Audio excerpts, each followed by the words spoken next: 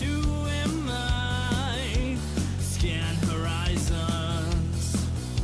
A tragic mystery.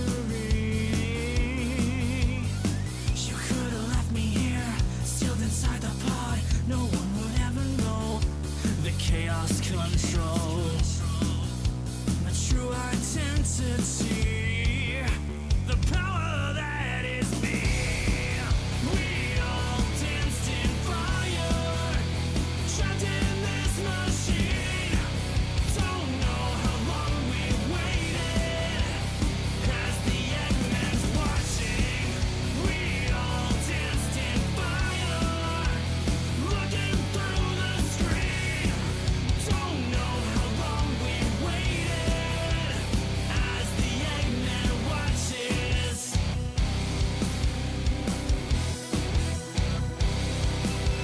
With the rules in the fight, electric lines, change surroundings, join history.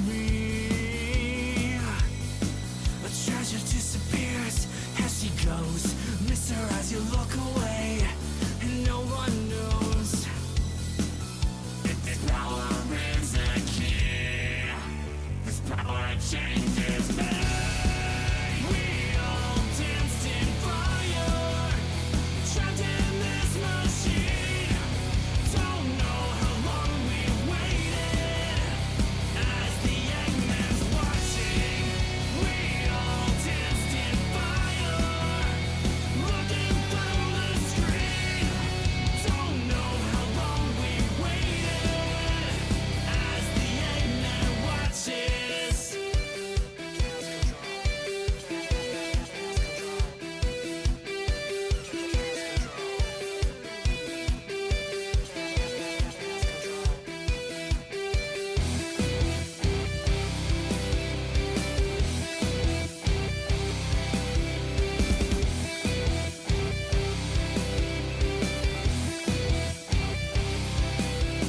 Yeah, 1, 2, 3.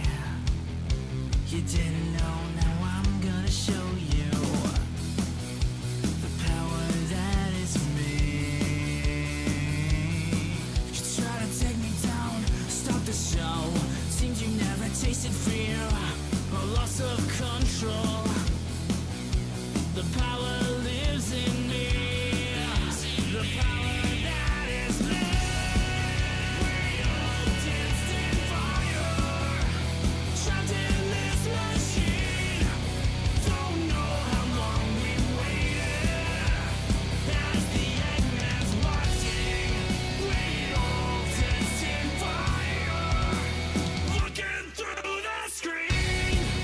Don't know how long we waited, as the Eggman watches. As the Eggman watches.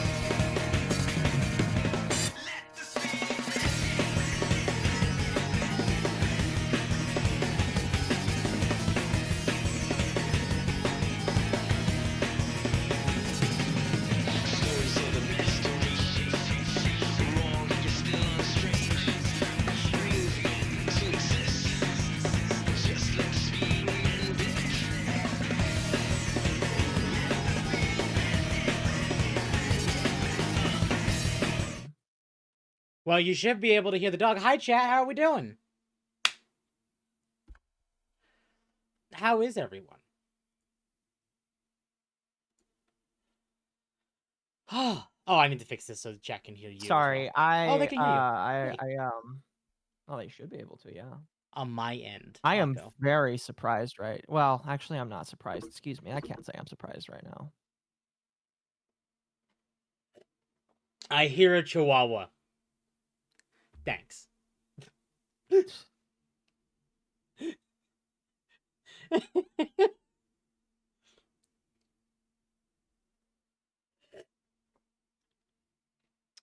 5 a.m. for me right now. Oof. It's Oh, 7 goodness. p.m. It is 10 p.m. I hear barking back. Woof, woof, woof, woof, woof. Oh gosh, he's getting out of hand. Oh no. Might have to hold Did on. you see someone commented on your post today about the whole like red thing? Red thing. Oh, because you replied to that? I forgot. I replied to it. You replied with the thing Festiva made of the Yippee, like the Occo Yippee shocking the Temp Yippee. Someone responded to that saying, "Not the Hassan Doggo meme." Oh, I saw. Yeah. I love the image. It's just called zapthedog.png. What's really funny, and I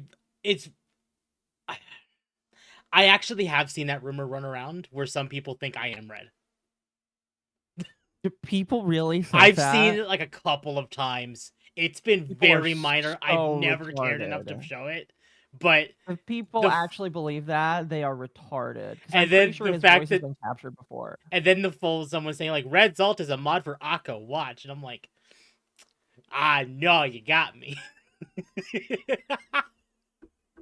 It's like I don't know why you think I'm red.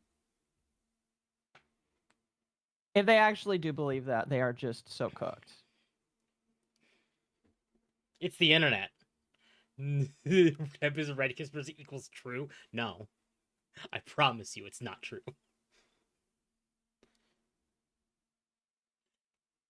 If it was true, do you think I'd be here?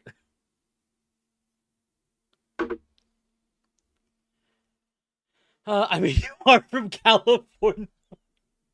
Damn. I'm not.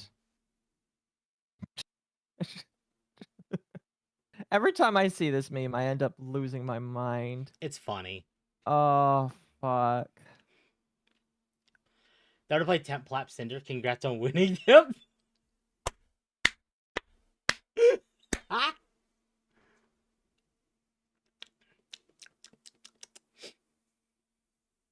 Oh, fuck. Sorry, But hi, chat. It's Dogwave.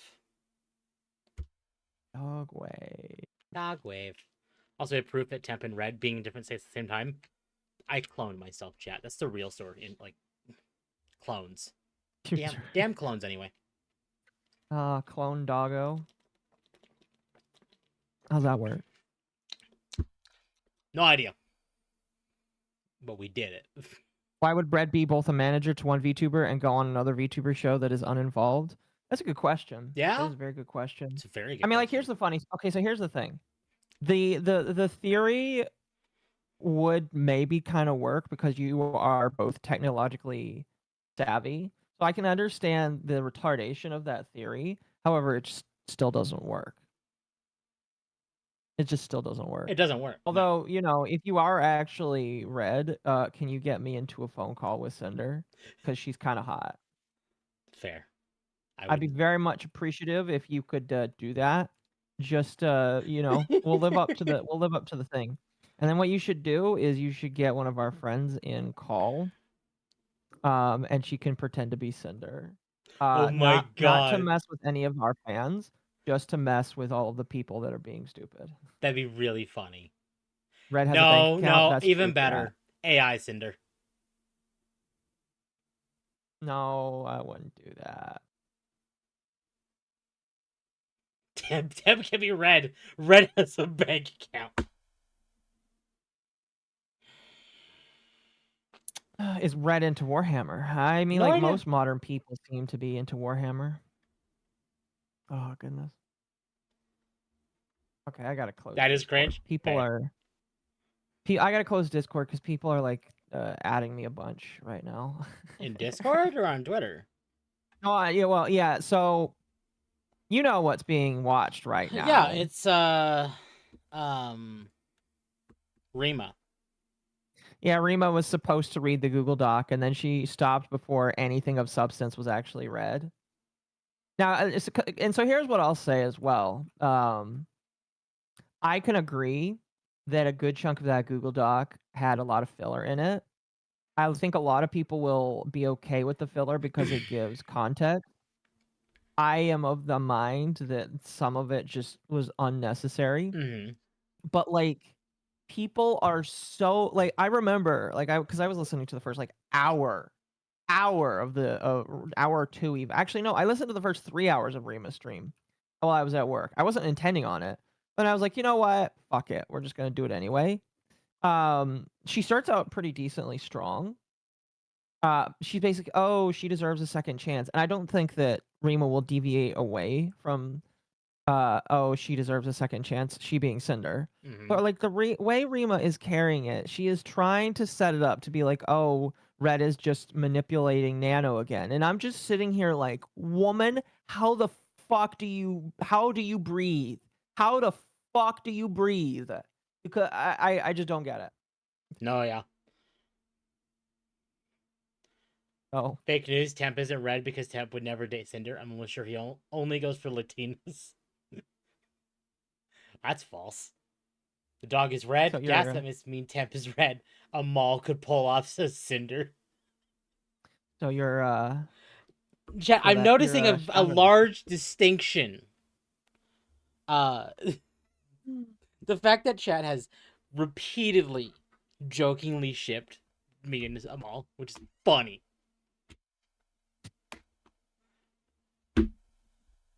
Oh goodness. I don't see a dollar sign on your chat tab. Get monetized already. I'm actually looking at doing that right now. It's not UTT, this is Dogwave. I know. It's just this is literally what everybody's spamming me with right now. No, yeah. But you know, whatever. Here's the thing. I'm gonna be. It's going to encompass the next couple of weeks. Oh, I'm yeah. gonna do my best to make sure it doesn't encompass like this stream, basically. Why do people want you to fuck? No, it's the other way around because Amal joked about taking my balls.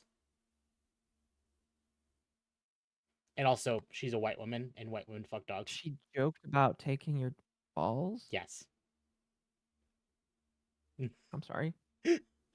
But no, I'm looking at getting the bank account stuff actually started very, very, very soon. After this week, because this week is my busiest week of the month, I will be making everything. We're gonna start doing the process, getting all sorted out. That's good. So yay! I was wanting it done before then, but from 0 to 60 fast. then we got busy. Very Mod very timed busy. me out. I do have to ask, if they timed me out, what did you say? Because if like you were kind of crazy, because I saw some people that were being in her chat and were trying to talk. I walk in and I'm being shipped. Oh dear. This is your fault, Temp. I blame you. Oh, I walk in and being Don't worry, shipped? Amal, it's your fault. Or excuse me, it's Temp's fault. No, Amal. So for context, we were joking because apparently some people have actually made jokes that I'm Red, Cinder's manager. And then people were joking, it's like, okay, well, we can get Temp to be Red, but then we could get Cinder. But who's could be Cinder? And they joked about you being Cinder. Small. Yeah, just get them all to pretend to be Cinder. I don't know. Freudian slip. No, Chad. That's a Freudian clip. It's a little bit different. Yeah. She's the one that started it. I'm sorry, Temp. It's gonna be a Canada event. Oh. Give them all a wrench, or I can give them all a wrench. I know it's disgusting, Temp. I know it's disgusting. Temp keeps refusing to take money. That's why I started the simp for Atari. I made him my Yoshi. It's always Temp's fault. Excuse me. If Temp was Red, he would be cheating on Amal. Oh my god. No. It's the other way around. Amal would be cheating on you. It actually would be the other way around. Cinder actually confirmed that she cheated on Red. Yes.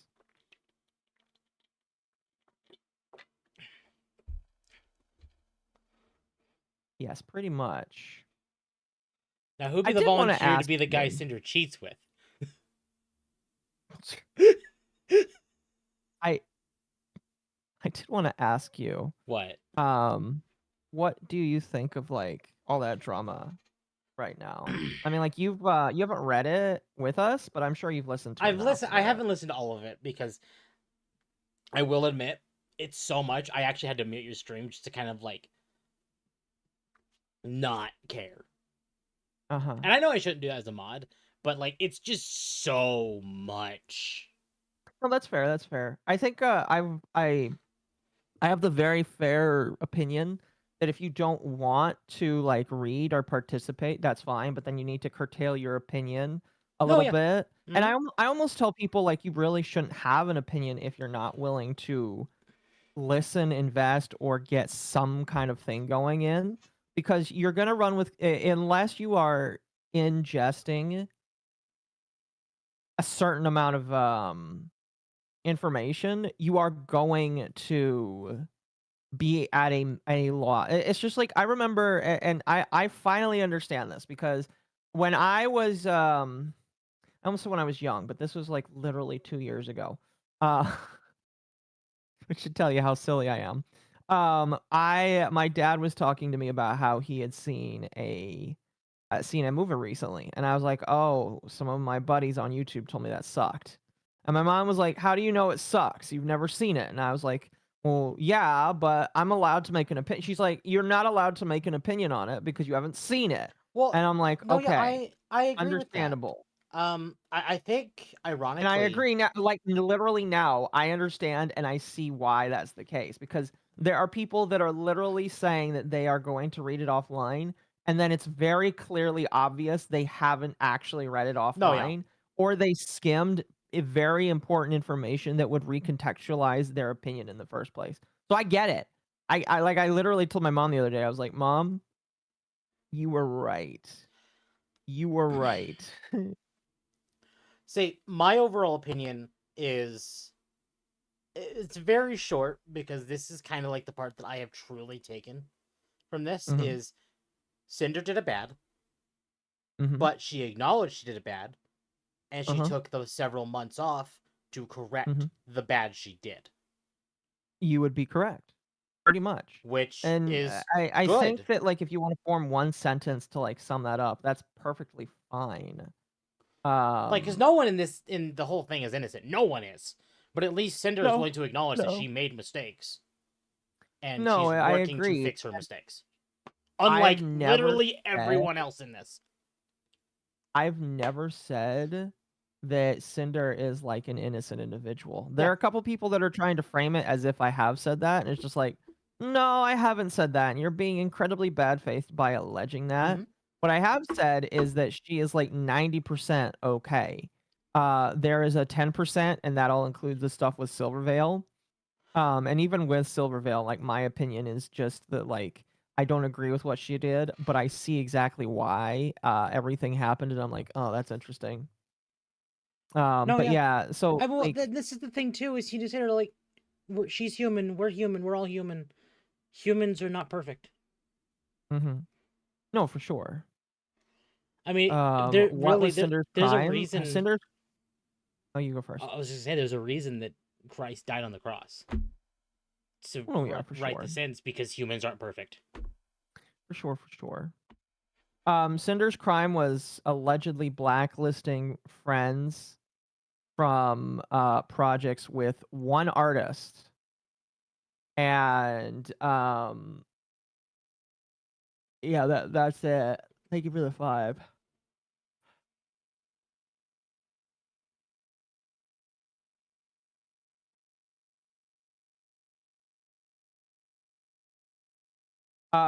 She has agreed that she has cheated, though. Mhm. The thing is, like, in her own thing, she's like, "I have cheated." And so, if she's willing to admit to that, alright, cool. I said that even with the last, a doc that was, like, her apology. It's just like, whatever she admits to, I'm taking at face value because that's her saying that she did it. Yep. And in this Google Doc, she really hasn't changed that a whole bunch. She's recontextualized some of the things that she believes based off of, the information she got after reconnecting with Nano. Or not Nano, fucking Red.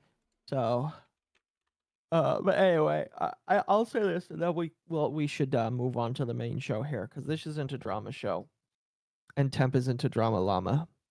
No, I'm not. I I'll definitely try eliminate. and stay away from drama. I'm willing to participate I'll in some of eliminate. it, but If it involves oftentimes possible free will. yes. But when it comes to the VTuber stuff, I've started on Twitter before that a lot of the VTuber drama is actually the reason why I didn't want to become a VTuber to begin with. Yeah, that's fair. But yeah, I've never really said that she is completely innocent. I've seen a couple people say I was, and that's not true whatsoever. Mhm. But I am finding it kind of suspicious that all of these quote unquote drama reporters are like coming into the whole thing saying they're going to read it. They quit 4 or 5 hours in and say they're going to finish it offline.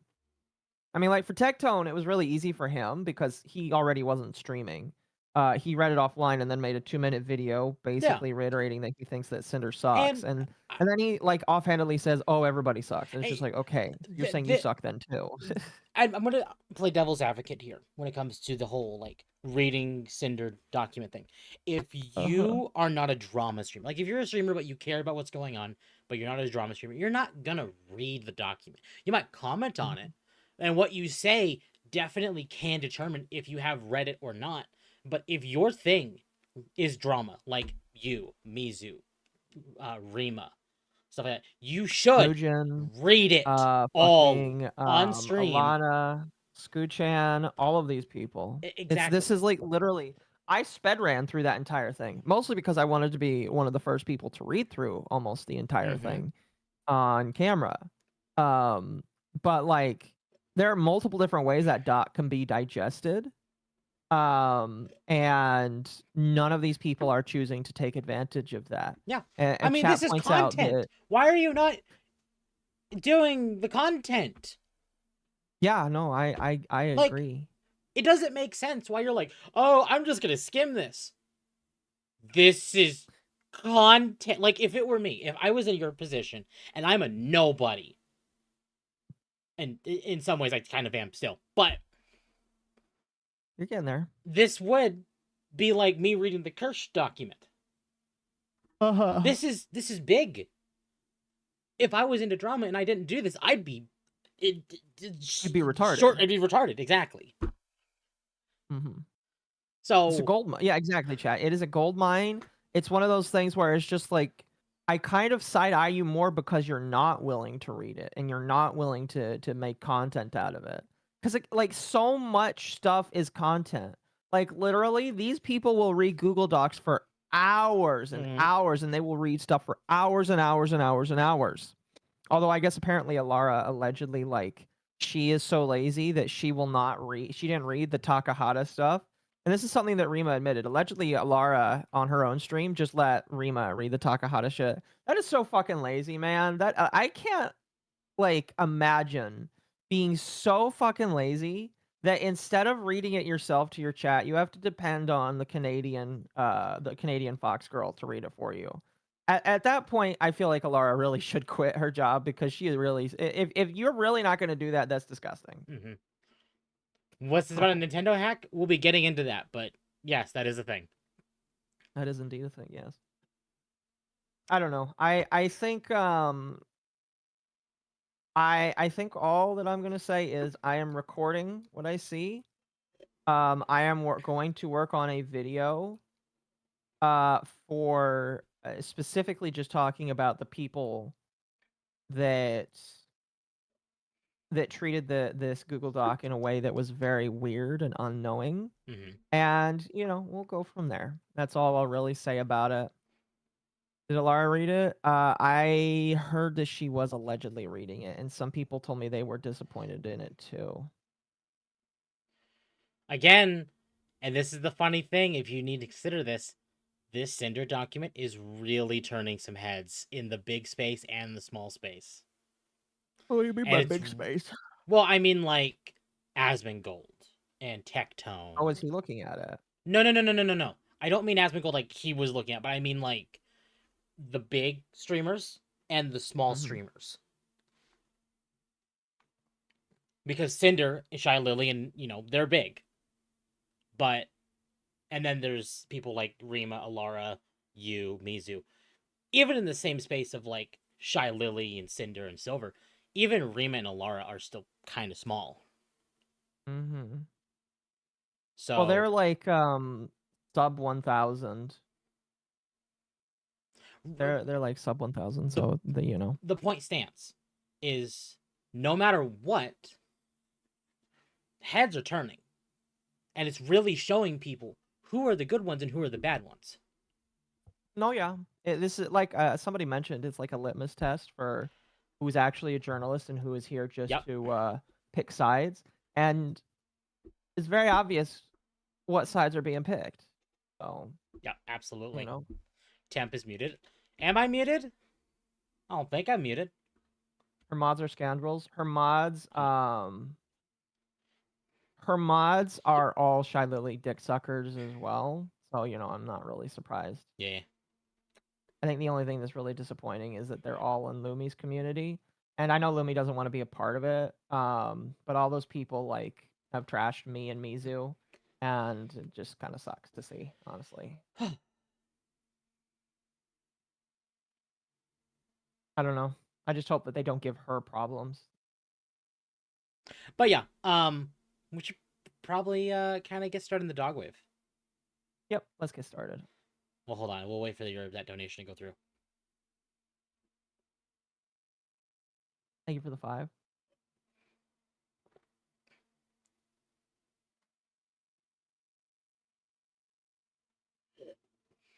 Indeed. Indeed. Well, should we get started? We should. Here. So Gabby made a meme today. Okay. And I wanted to show this. I think that fits.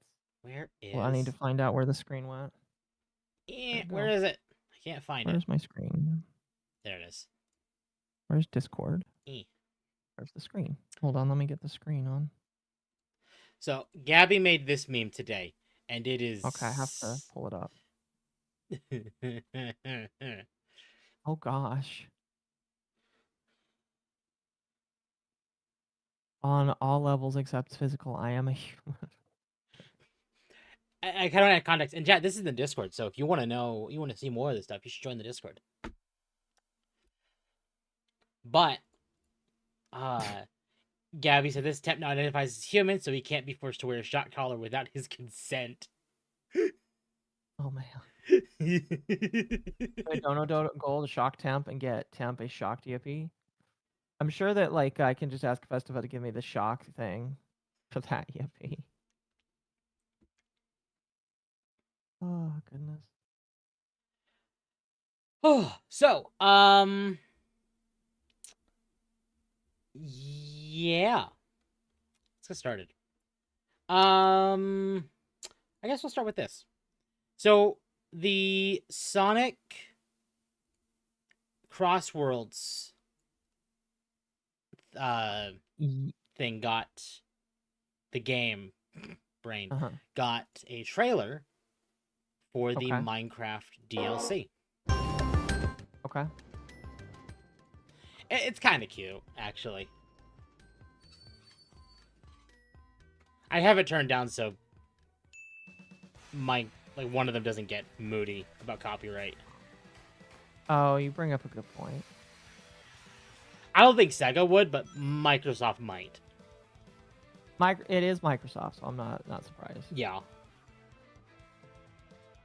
It's not Dogwave without Sonic. It's news. That's a lot of scaffolding. You know how volatile scaffolding is, right? Yes, I do. And by the time we're doing this Dogwave, this is already out. Right. But yeah, I thought that was cute. And that means that's the first DLC of the season pass out now. And that actually includes stuff like 3 racers, 1 cart, 1 track, a bunch of music, a bunch of emotes. Yeah. It's cool. If you care about racing or Minecraft or Sonic or any of that stuff, that's the thing. There you go. That is pretty cool. That is Pretty cool. And in the same vein, Nintendo, we're gonna leave the volume off for this because Nintendo got actually very moody about this. Did they really? They did. So this is a Pikmin thing.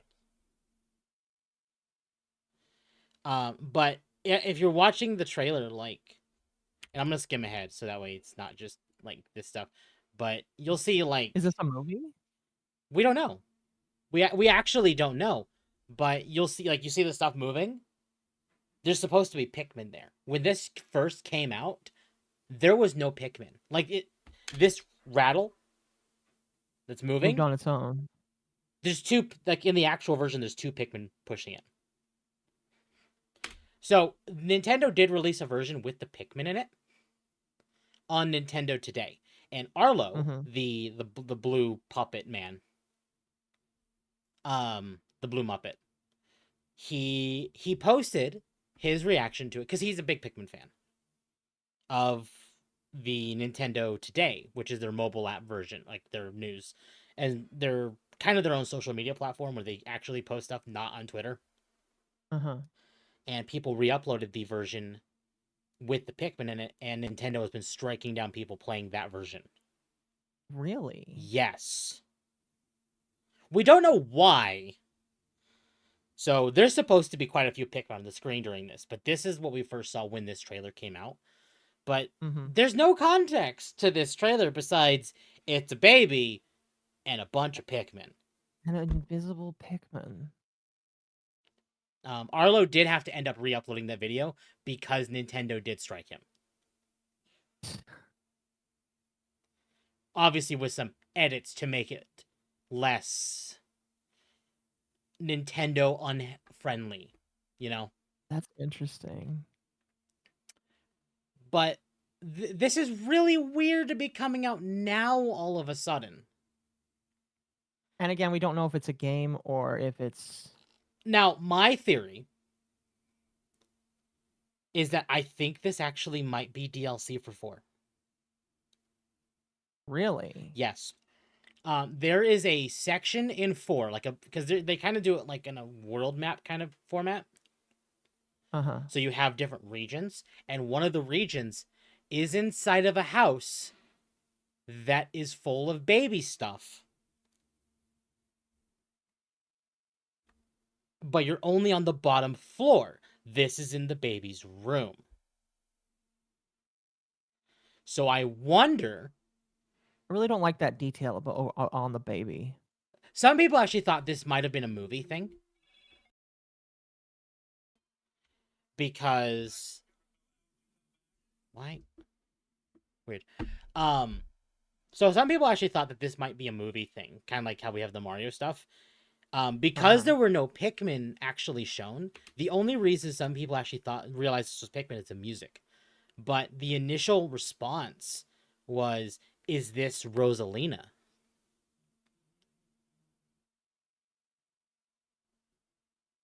Because we know Mario Galaxy is coming next year, the movie. And yes. And if they wanted to follow the same logic of Peach, actually it wouldn't be too far-fetched to say that this is Rosalina. But that has since been disproven. I don't think that works. I don't think it works either. So in this scene right here, they're supposed to be surrounded by Pikmin. Why aren't they again? I don't know. This is the version Nintendo uploaded to Twitter and YouTube. The version with the Pikmin is only on Nintendo Today or to Nintendo Now.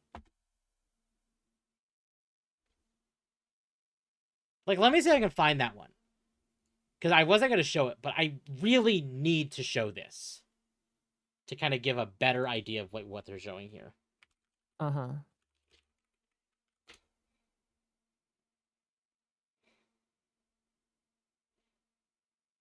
Here. It's not on my screen. No, I know. I know. It's 7 minutes. I don't even know if this is like some of it's spliced or whatnot.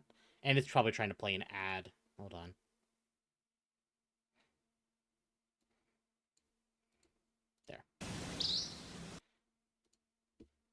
Is this another one?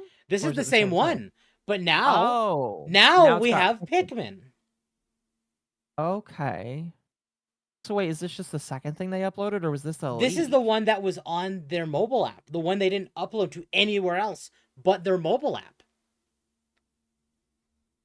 But now there's Really? way more context because now there's Pikmin. That poor Pikmin.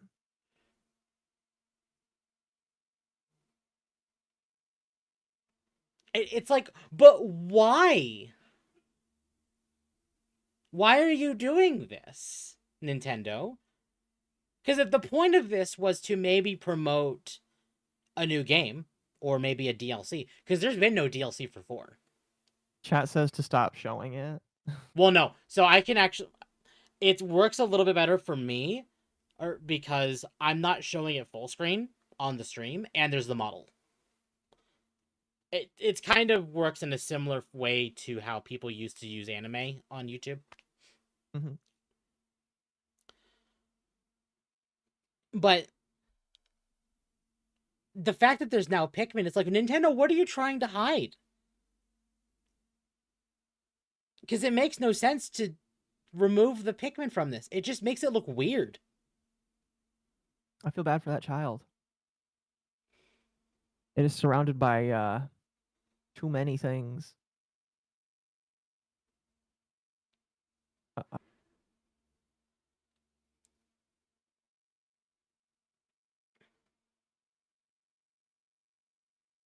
Poor baby. Poor child. I heard people say that in lore, Pikmin are invisible to humans, which is only told in their Pikmin Pokemon Go ripoff. I have heard that, and it makes me wonder if that might be why in the original trailer, or like in the original video, they're invisible. Like, because you notice the baby's not even looking to any of the Pikmin, even Mhm. though they're right there. And obviously the mother is not reacting to any of the Pikmin. So, No, she is not. That's interesting.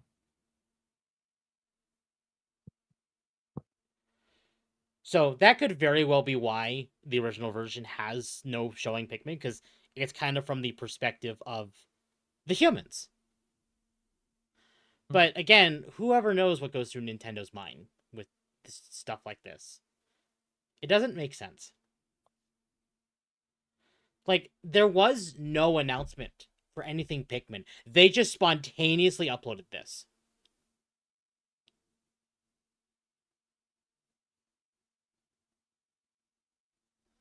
So I don't know.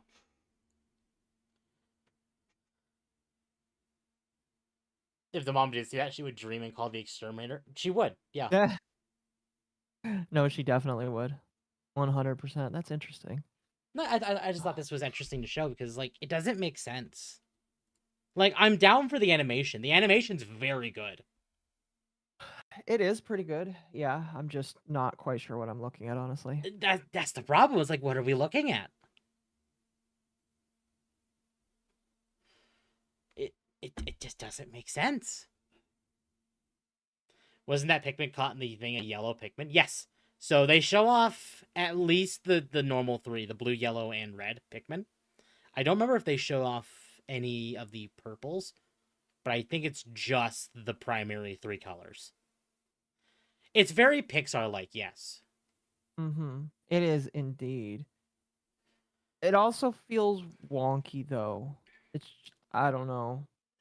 No, I agree. It's like, this is cool. I'm glad we have this, but you've announced nothing, and it's been several years since Pikmin 4, and then you just spontaneously drop this.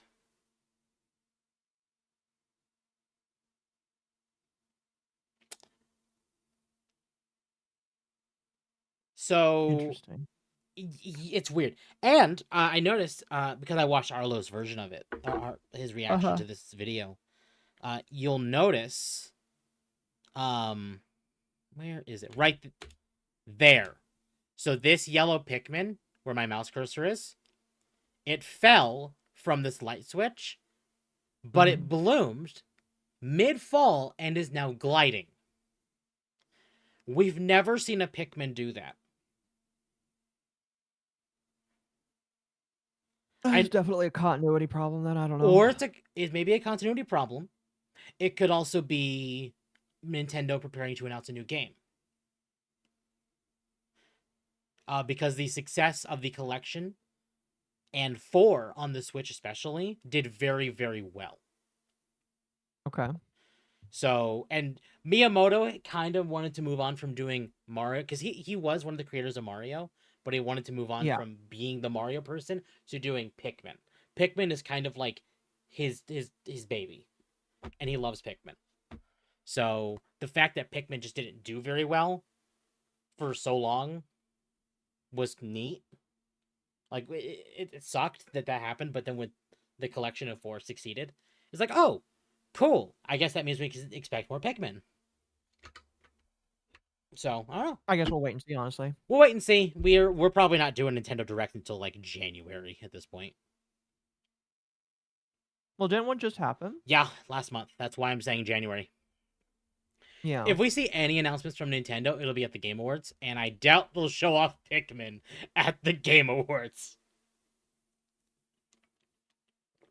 I mean, yeah, it's too early, I think. Well, no, Pikmin 4 is several years old. So they could. Here's an interesting theory. This is a prelude announcement to a Switch 2 edition of Pikmin 4. Which may end up coming with Switch 2 exclusive content, like a story DLC. Because that I could see Nintendo pulling. I guess we'll just have to wait and see, honestly. It really is a lot of wait and see. But overall, I think it's neat. It's cute. And we appreciate when Nintendo does cute things, but Nintendo also doesn't tend to do things without a purpose. And this is just one of those, but why? But why not? They make the same game remake 4 damn times, then damn hands will bite anything. Yeah, they do. And the only way they get away with it is because they do it several consoles down the line. DLC maybe, new game no. Yeah, I don't think it's a new game. To be fair, it actually could be. Because Pikmin 1 and Pikmin 2 weren't that far apart.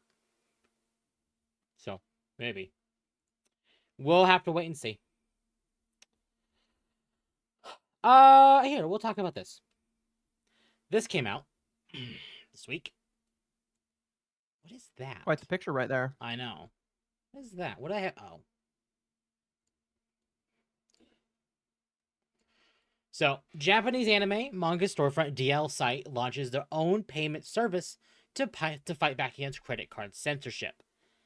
In finally standing up to the current wave of Western puritanism and its grip on private business worldwide, Japanese digital storefront DL site, itself a popular source for various otaku-related media, including manga, video games, and doujinshi, have launched their own personal payment processor with the goal of creating a society where all customers can cherish what they love and enjoy content with peace of mind.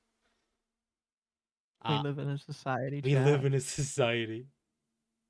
Officially launched on October 6th as a joint venture between the DL site operations and its parent company Vivian Incorporated, the new Mina no Bank payment system is described in its official press release as machine. I'm sorry, what is it called? Mina no Bank payment system. I'm sure it actually means. It literally just sounds like Me No Bank payment system. Maybe. You read it. I'll be right back. I gotta grab something. As machine translated by DL or DeepL as a smartphone-based direct account instant payment service where users can manage everything from payments and transfers to deposits, withdrawals, and savings entirely within the app. This initiative is part of a broader collaboration between Geo Holding Corporate Ltd.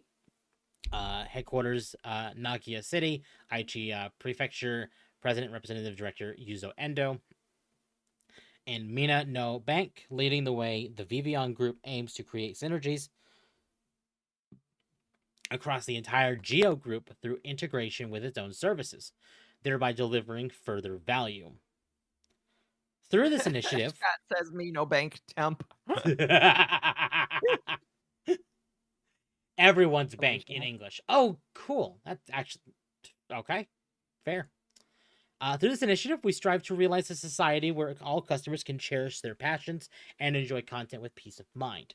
In detailing the app's full mission statement, DL Site explained, the online payment market is expanding rapidly, with Japan's cashless payment ratio reaching 42.8% in 2024 and further growth expected going forward.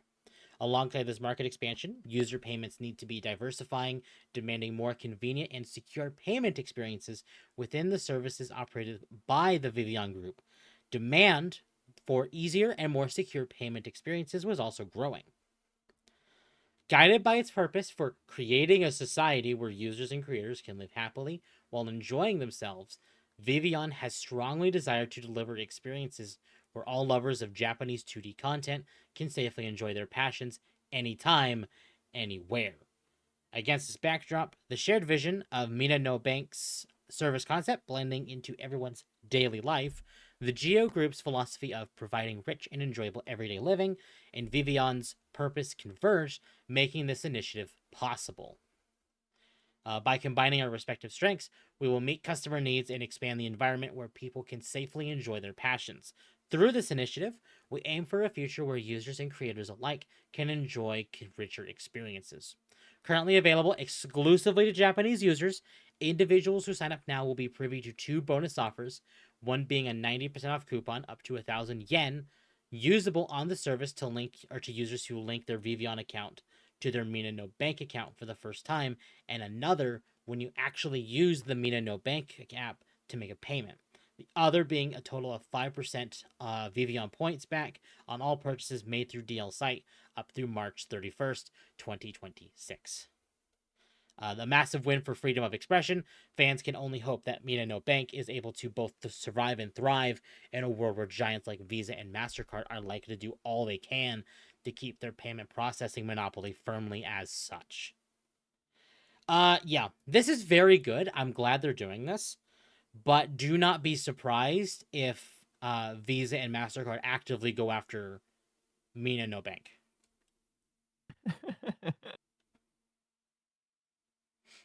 And I like so here's the problem. So this is a bank, not just a Yes. payment processor, an actual bank. Yes. Okay. So you can take money and put it into this bank and then use it as a payment processor. Couple problems here. Number one, it has to be accepted in other businesses, which makes it very easy to be Well, blacklisted by other banks by Yes. saying you cannot work And with this bank. If you work with this this bank, we will not work with you. this is why I think that MasterCard and Visa will get the win here. Unfortunately. Because they will blacklist this company. And now this is the bonus. Japan has been working to fight against MasterCard and Visa for a couple months now at least. Yes, they've been like, fuck this is dumb. And this is exclusively in Japan for the moment. So it depends how things go with this. But they're definitely using it exclusively for the moment in an environment where they already hate MasterCard and Visa. Mm-hmm. So yeah, my opinion is just, here's the thing. A lot of people are saying, go make your own bank right now. Mhm. Please save us, go make your own bank. It doesn't really matter if you make your own bank, because if you do, you have to, because like, and unfortunately, I have to just like retell this again. And I've talked to you about this, but you know how the banks work. Yeah. You have the payment. Like there is a bunch of different components, and I'm not going to re-explain it like in depth because I don't want to bore people. But like, there's a bunch of components that goes into you sending your money to somebody, and that includes like 5 or 6 different banks that take your money before it actually goes from you to the individual at the end. If any of those parts of the network decide they don't wish to work with you, it really doesn't matter who you pair with. So let's say, for example, this bank wants to peer with MasterCard or Visa. Let's say anybody and their partners on the in-between is just like, I really don't want to work with these people. These people are for free speech. then they're fucked because these banks get to decide what is right and what is wrong about all this shit. Mm-hmm. So I think that this is a cool thing because it's extremely obvious to me that people want to fight back against censorship, and I'm all for that. I just don't think this is going to do very much, unfortunately. No, I agree, and that's why I think this will never leave Japan. Probably not. Because I mean, like, they if you want may me to be completely try honest, and extend this outside of Japan, but then you have America, and especially you have Canada and the UK, where they will actively fight this. no, they will. They will. And Japan might seclude themselves more, unfortunately. The unfortunate truth is that they might just decide to say fuck this and then close the gates even more. I mean, like, they've already got a new prime minister that is saying she's going to kick out all the foreigners. Based, by the way. And okay, yeah, I'm not against that. There is I a should say difference. right now. She's not saying she's gonna kick out all the foreigners. She's gonna kick out all the illegals, like the Arabs and the Muslims and the Indians and stuff, like the people that should not be there to begin with. The people visiting is a different one, but the people who, moved there illegally are the problems. Yeah. Because they have a very strict, move-in process over there. They do. It took, like, PewDiePie over a year to get in. Mm-hmm.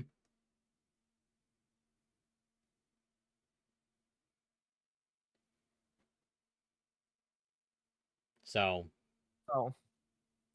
Thanks. I think this will go over very well for Japan. I just think this will not go over very well in controlling countries, like Visa and MasterCard controlled countries. Oh, no. No. But it's a start. The only other country that I feel like might contend with this is America. And I don't mean contend with, what they're doing here.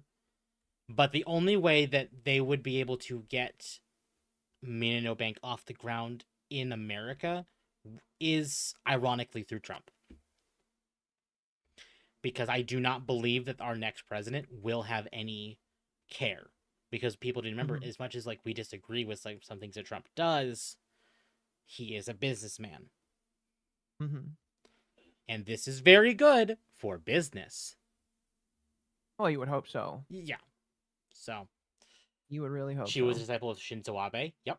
Can't let the Americans censor the world. No, we can't. America will be the number one enemy of this. I would agree to an extent. We have some states within the U.S. that would actively fight this. Ironically, Arizona, Florida, and Texas are 3 of them.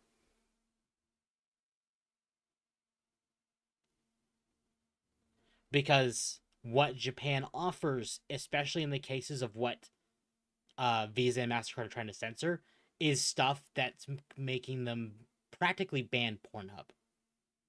Mm-hmm. By the way, speaking of Pornhub, did you see it's been extended to 19 states now? I saw it was extended. I didn't see how many states. Yeah, it's up to 19 now. Bought the ear cuffs you recommended me. Good, Magma. I'm using those now and they're good. Let's see if I can find because Smash JT talked about it. Okay. While you do that, I'm gonna use the restroom and go get myself something to drink. Okay.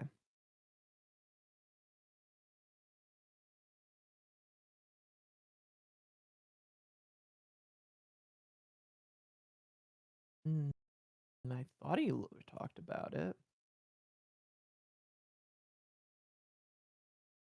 There it is. I'm going to send this to TempChat.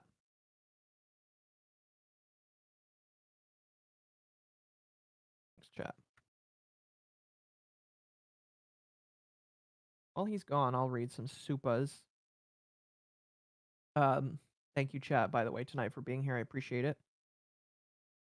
Let's see. Girthy Banana for 5. It's hard. I mean, real hard for people to admit they got it so wrong and they can't fathom they got played so bad. They can. Trust me. Trust me. I understand that feeling. I've tried my best to endeavor that that's not the case forever, though. But I do understand when people don't want to be wrong. The problem is, if people hold themselves so stubborn that they can't admit that they're wrong, I have a real problem with those people. And eventually you have to wonder why. And it turns from, are you doing this because you just are stubborn? Or are you doing this because you're malicious? So that's what you have to ask yourself. My apologies. I don't know. I'll probably talk about that more on Wednesday, because I think Wednesday is when I'm going to continue either Wednesday or Thursday is when I'm going to continue reading the doc, because I still got to get through Silvervale, Aru, Spite, all that. Slide for 2, Dogwave tags, thank you. Shuya P for 199 tags for Wednesday, thank you as well. And Mercenary for 5. When it comes to Nintendo, my Spidey sense is tingling. It's usually a bad thing, and it's going off like an air raid siren right now. I guess I'll be terrified then. What a damn concept. I'm not quite sure which concept you're talking about, but there's a lot of things that I would say that are damn concepts for sure. This is good music, by the way. It's supposed to be an instrumental, though. Anyway, you are free to continue. Okay.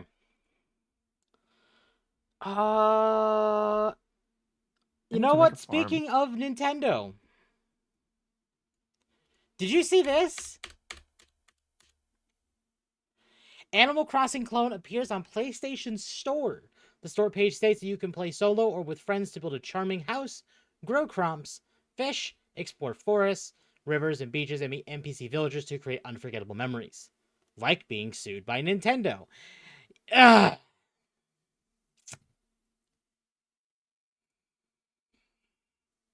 Wow. And you all thought Power World was blatant. Yeah. No. No.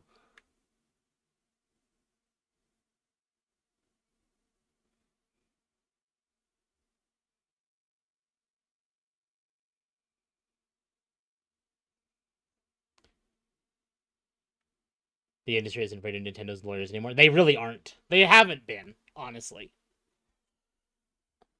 But I do think this one will be taken down. I do not think that MiHoYo will be sued by Nintendo, though. Temp, are we going to have a cyberpunk corporate war? No. And also a Harvest Moon Rune Factory clone? Yeah, Nintendo's lawyers are scrambling. Well, here's the thing. They might already have. This came out on the 9th. At least, as far as we know. This is when Pirate Nation talked about it. But this is slightly political, but that might be worth laughing at later.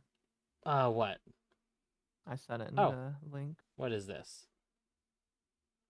The words Portland leftist nudists should be enough to tell you. All right. I saw that and I was like, you know what? Maybe Amal would like that. All right then.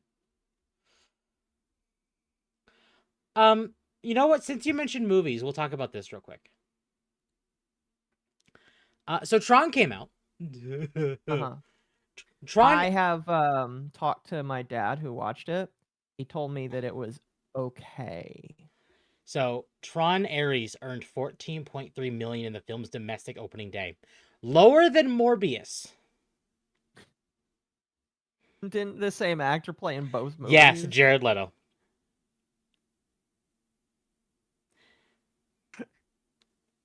I'm noticing a coincidence. I'll send you that link. So, Tron Ares is not doing good. No, it's not. So here's the problem. Do you care about spoilers? No. There is none of the old cast from Legacy. I think that maybe Flynn is in it. Maybe. But the story has nothing to do around the original cast or the family around it. It has everything to do with the Dillinger's kid. And it's like supposed to be some sort of arms race to get the ultimate like program. Allegedly. And so I heard that and I was like, nope to the fuck out. Yeah, I'm not watching that. That sounds so dumb. I could be wrong, Jeff but like Bridges in the that's movie. what I was told. Oh, is he in the movie? Okay, good. He's not morbing in this one, guys. Oh He's not no! warping it up. You know, I really loved it when Tron came and said, "I'm gonna Tron it all up." Oh, The Jeff Bridges scene could have been cut. Now that's depressing because anything with Jeff Bridges is pretty good in it. I'm starting to sense a pattern with Leto as an actor. You want to know what other movie that he was in that did not do well? The first Suicide Squad movie. Oh yeah. Because he ended up playing the Joker in that movie. And that was horrible. Well, so I'm told that he like tries to get into character for anything that he does. Method and for acts. that movie, he did some weird shit to the people that were. Yep. Yeah. And especially with Tron, because he does method acting, he apparently tried dating an AI for an extended period of time to get into his character's role. Mm-hmm. Which is like, but why? Like, I can understand getting into the headspace. I totally get that. But this is another level of what the fuck. The first one was bad for more reasons than Jared. I know it was bad for more reasons than Jared. But the point stands is there's a trend with Jared Leto, and it is that he is constantly in bad movies. And I don't know why he keeps being hired. Because it's his name, you know? I don't know. He looks extremely like out of it in the Tron movie. He does. It's just like, I'm Jared Leto and I'm just standing here. Yep. Method actors. And look, you know what? I'm not saying all method actors are bad, but Jared Leto does seem to take it to the extreme. Like, there is a bit of a difference between people like Tom Cruise, who will actually do his own stunts. Like, you know all those helicopter scenes in Mission Impossible? Or like plane? Yeah, he did them all. He did them all. It was not a stunt actor. Tom Cruise did those.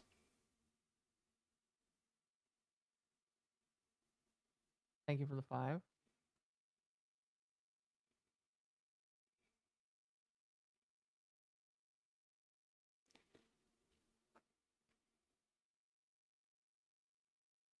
I have not seen the leaked script. Maybe you could like give me some hints of what it could be. But that sounds interesting. So Elgato did a thing this week. I know I've talked to you about. Oh yeah. You showed me. That's Wavecast. Awesome. So they actually ended up updating it this week. So Wavecast is actually in their 1.0 version now. And now this is the first game? Yes, chat. I know this is the first game. So you'll see here with how this works. I'm just going to show this right here. So now it has application and microphone. So you can actually use this to send your audio, like application audio and microphone audio, back and forth. They're getting really close to what GoXLR is. Yep. I think they're trying to compete with GoXLR. Well, the fact that GoXLR is dead, it's not much for competing.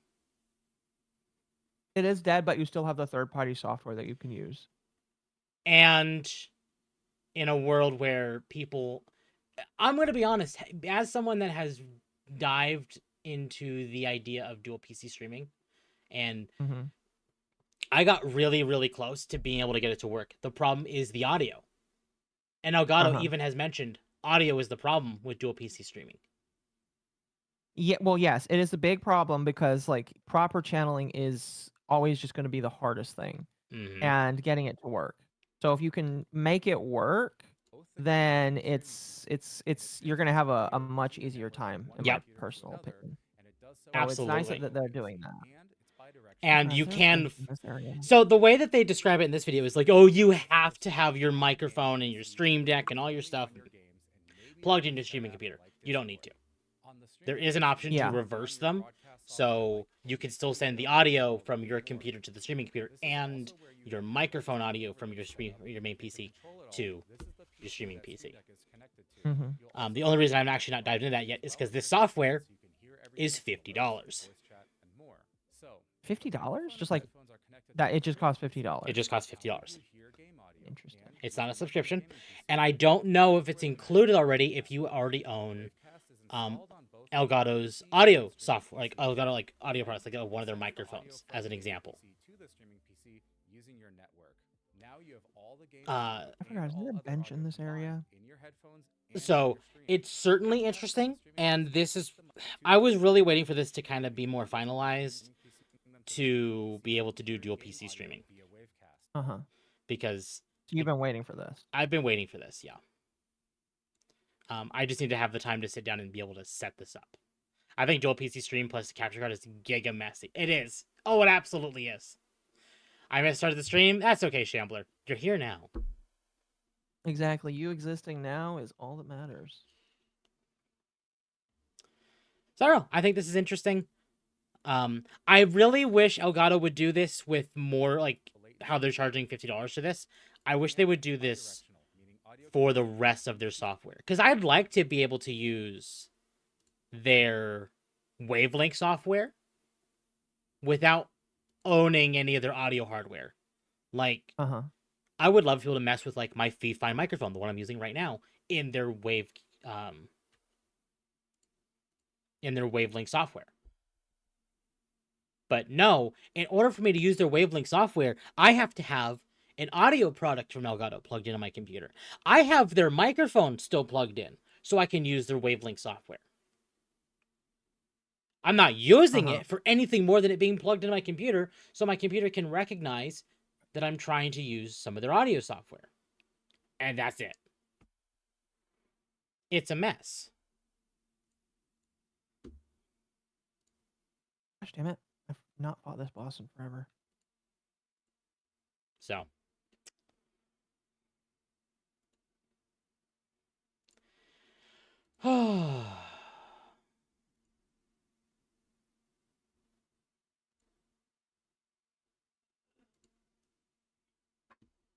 I think it's a good thing that so I heard that, like, I don't know, you know what, never mind. No, go ahead.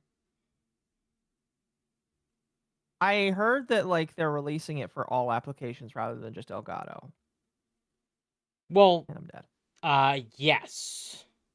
And that's definitely where they're charging $50 for it is so you don't have to have their audio equipment, which is good. I think that's nice.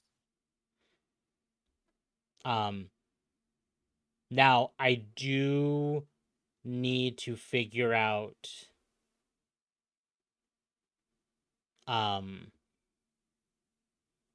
how this functions, because if I can get this to function properly, dual PC streaming is on the menu. It's really not going to be a major problem for me until we hit. You bought it? Not You yet. own it? Not yet.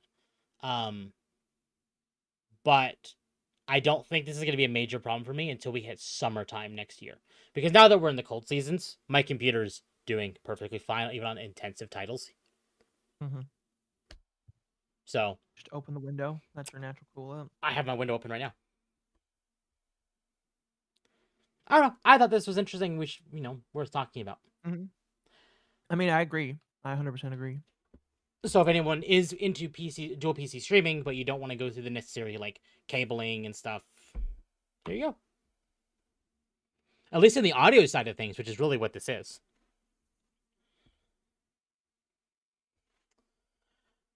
On another note, Steam. Oh, hold on. Steam actually hit a higher user count today. Okay. Steam had an all-time peak today of 41,621,715 users. Quite a lot. That's a lot of users. That's a lot of users. Yeah. Wow. Looking to see if the OG DOS version was worth it. DOS version of what? Elder Scrolls Daggerfall Oh, is an old have game. fun. You need to finish Hollow Knight. He's streaming Hollow Knight, Akko. Stream more Hollow Knight.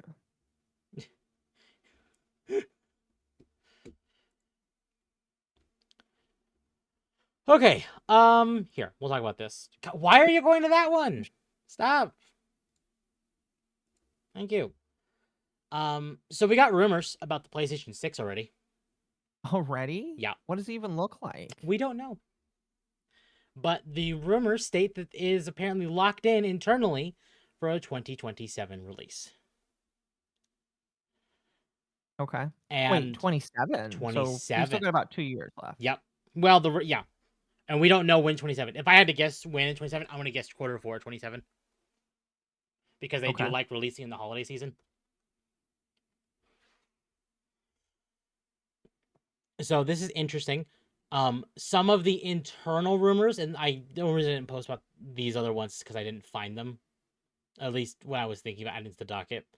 But one of the rumors is that AMD is working with PlayStation to be able to get their internal GPU on the PS6 to be higher than a 5090. Okay. Which is a little intense considering AMD has said they're not looking to compete with NVIDIA. No. I mean, here's the thing. It's really hard to compete with NVIDIA when their whole thing right now is just AI. And I don't think AMD is looking to do that. I think they're definitely doing some AI stuff, but yeah, but they're not going to do they're not going to go the route that NVIDIA is going with it. At least right now.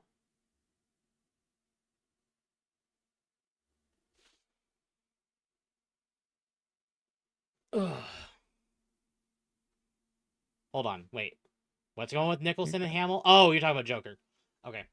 Because we were talking about Leto. Can they wait at least until 2030 to the PS6? No. Because I want to remind you all that the PS5 came out in 2020. Meaning in 2027, it'll be 7 years. There we go. How's that for feeling old already? The PS5 is already that old.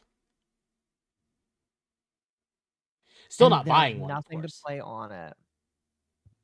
NVIDIA's moving away from average consumers to corporate contracts. Yep.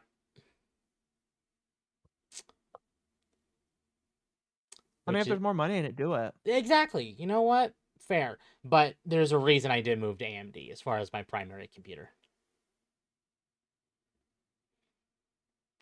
I feel old since the PS4 launched. The PS4 launched in... Oh, God, when... Hold on. There we go. It's been a while since... The PS4 came out in 2013. Was it really 2013 when that happened? When the PS4 came out? Yeah. Wow. It's not... It doesn't feel like it's been that long. No, and the PS4 still doesn't even feel old. It still runs games. It's fantastic. Well, what did the PS4 have? You know what? Here, let me pull that up. I mean, I highly doubt. Was it NVIDIA that they had, or did they have their own thing? The PS4, I think it was their own thing for the... Genshin's great to play on the PS5. Listen, if you have like over 200 gigabytes, you could play that on your phone. 7 Days to Die came out. Oh, to be fair, I think that actually they canceled that version. Maybe. No. Where am I going here? At least with the 1.0, they might have canceled that. But it got stuff like the Final Fantasy VII remaster or remake, the first one. Final Fantasy 15. Final Fantasy 14. The Last of Us 2. The Last of Us 1 remaster, the first remaster. The PS4 has gotten a lot of stuff. It has. Compared to the PS5, which basically... Oh, yeah, the PS4 got Bloodborne. Oh, right. The PS4 got Bloodborne. Days Gone was a PS4 exclusive. Yep. The first Spider-Man Insomniac game was a PS4 exclusive until it came to PC and then the PS5.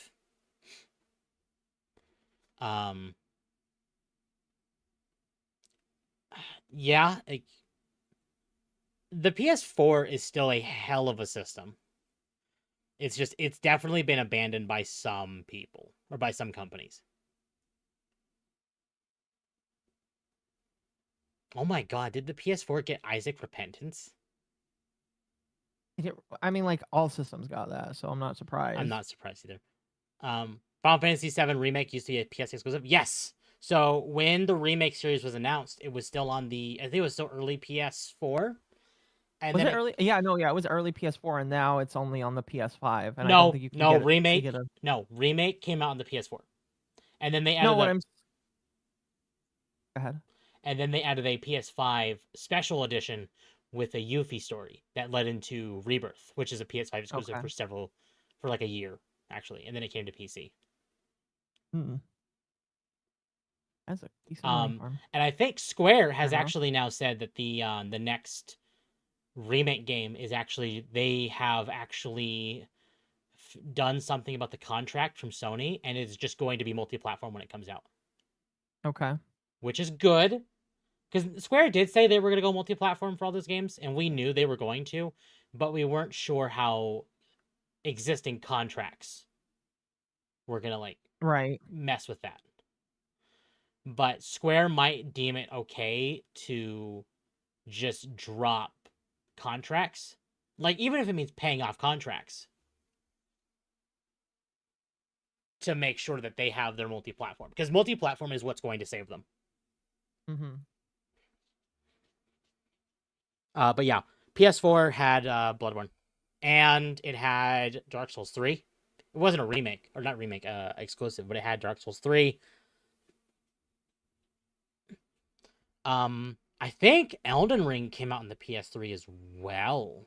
Not PS3, PS4. No, it was PS4. I'm pretty damn sure. No. I mean PS4. Okay. I know it came out to PS5, brain. Did it come out to PS4? Yes. Elden Ring did come out to PS4. Cyberpunk came to PS4. How am I doing? I'm doing good. I'm chilling. How are you doing, Tom? I'm doing great. Fuck, I need to go back for that little guy. But yeah, I don't know. The fact that we're getting close to the PS6, is interesting. It is. Like, I don't know. I still won't buy one, but it's interesting. What's stronger, a PS4 or an Xbox Series S? PS4.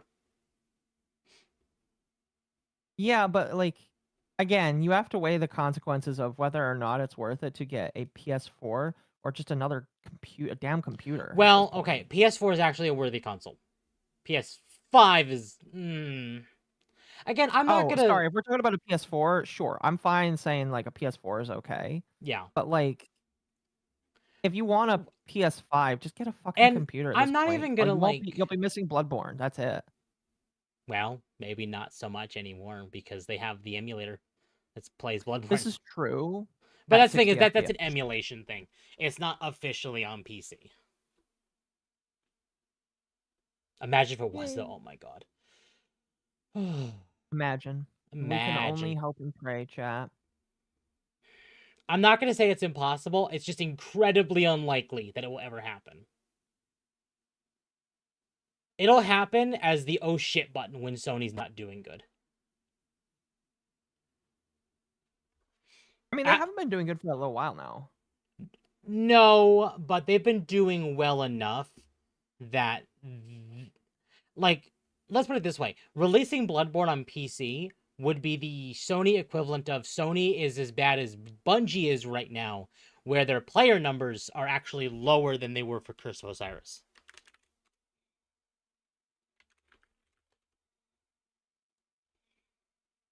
I guess we'll talk about that next. Players right now in Destiny 2 on PC, 14,320.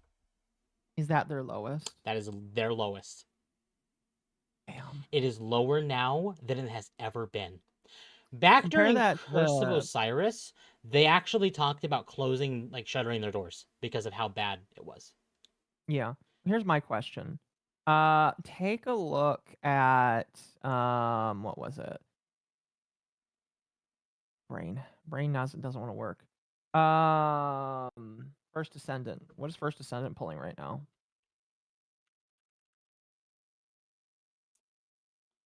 $4,000. Oh, It's not well, doing good.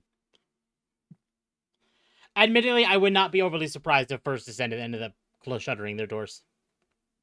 they've been throwing out a lot of stuff, which I don't know, man. I don't know. Like maybe, but by the same token, I don't know because First Descendant seems to be doing well enough to like have that much attention put into it. Like Yeah. they keep releasing new shit. I've heard I just rumors don't that know if that's good enough. no, yeah. I've heard rumors that Miyazaki loves original Bloodborne. He's busy right now and doesn't want to give rematch. So, it's kind of that, but it's also kind of not that. It's Sony. It's always been Sony. It's in my always been personal Sony. opinion. There are rumors that Sony wants to do a remake or a remaster, but He doesn't. no, he does. But that rumor is kind of founded where he wants to do it. He's waiting on Sony to call him, essentially. Mm-hmm. So, really, the big problem with Bloodborne right now is not FromSoft, because if it was FromSoft, I doubt they'd be doing Duskbloods, which is, it feels like a spiritual successor to Oh no, it 100% is a to spiritual Bloodborne. successor. I don't think there's any other way you can kind of point at it. Which is why a lot of people are probably pissed off. Yeah. Because it looks a lot like a spiritual successor. Miyazaki loves the style of Bloodborne, and he has come on record saying multiple times that he loves Bloodborne, but it's a Sony product, and he cannot touch it without Sony being like, "Hey, let's do a thing." Yeah. So, I don't know why they haven't tried creating a new kind of like dark gothic game like that for their own company or even like under Bandai. Because Bandai just seems to let FromSoft do whatever they want.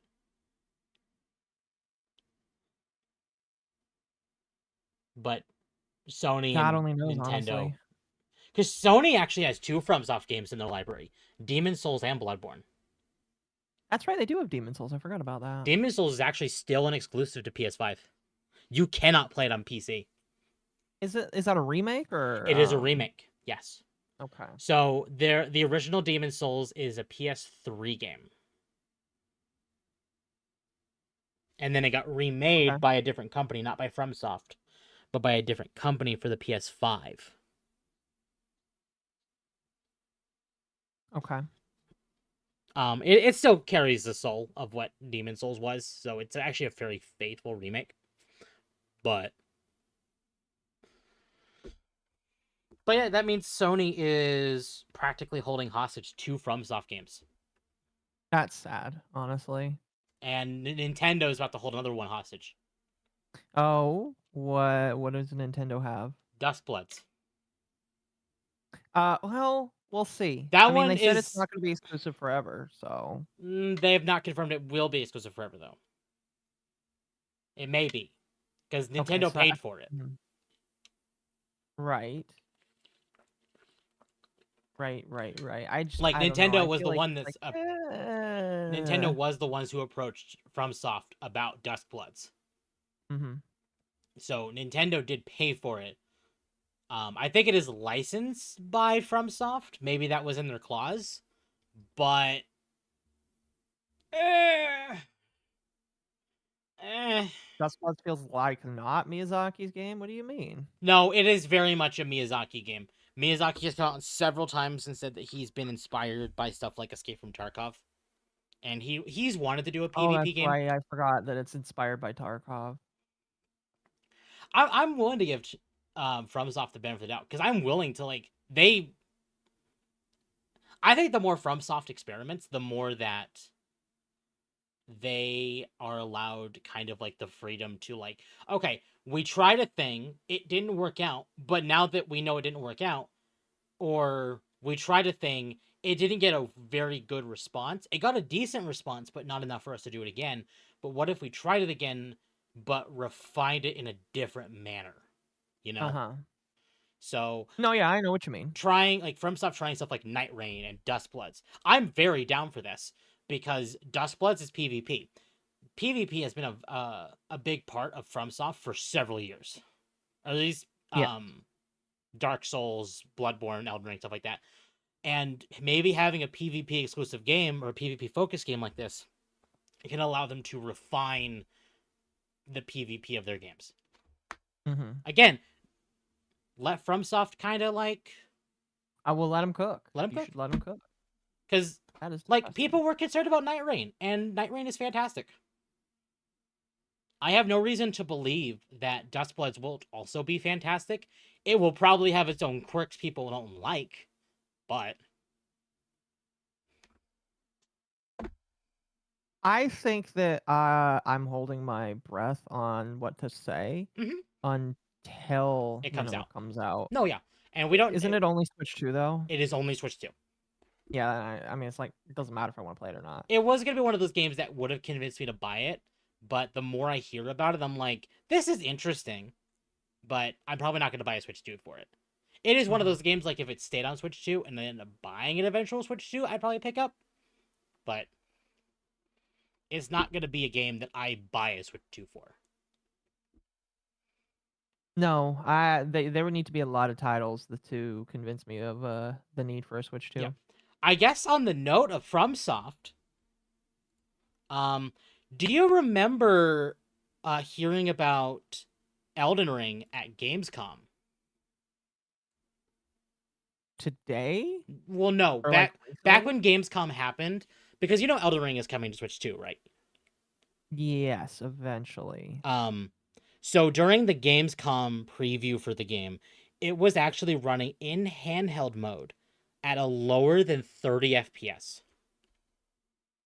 Which is really bad. It was so bad that Bandai Namco was actually forbidding people from recording it at the event. Oh. They just didn't want people to see how bad it was. Yes. In fact, I spent about an hour the day, because I'm playing this footage right here where he's playing Elden Ring on Switch 2. I actually spent a while the other day trying to find that Gamescom footage to compare it with this, and I literally could not find any. Was that 2021 Gamescom? No, that was 2025 Gamescom. Oh, I see what you want me to do here. I get you. That's a nice Even if Night Rain and Dustbloods isn't for me, it's good for experimentation for future games. Exactly. And that's why I'm very okay with FromSoft doing that. It is not to say that I wouldn't personally enjoy Dustbloods. I think I would, but it's a Switch 2 exclusive and it's PvP. It's not quite my cup of tea. But do I think FromSoft has the technical know-how to make a competent game? Absolutely. They've yet to prove us wrong otherwise. But yeah, Elden Ring is coming to Switch 2. They ended up delaying it because of how bad it was running on Switch 2 during Gamescom and the overall response from it there. But now, PAX Australia happened, and we got footage of it from there. And it runs at a consistent 1080p 60, or 1080p 30, I think, in handheld, and 1080p 60 in docked. Which is good. So, Elden Ring is probably back on the menu, maybe before the end of the year. We'll see. What we do know about this version of Elden Ring is that it will be getting new content. As far as we're aware, it's just skins and new classes and character creation. And by skins, I mean for Torrent and other horse skins, or maybe new armor sets, stuff like that. But I think FromSoft has confirmed that content is also coming to other platforms. It's just, it'll be natively in the Switch 2 package. If you were to buy the Switch 2 version, it's just there. But we don't know if it's going to be a paid DLC or a free update to the other platforms. I will probably buy it if it's a paid DLC, because I'm happy giving FromSoft money.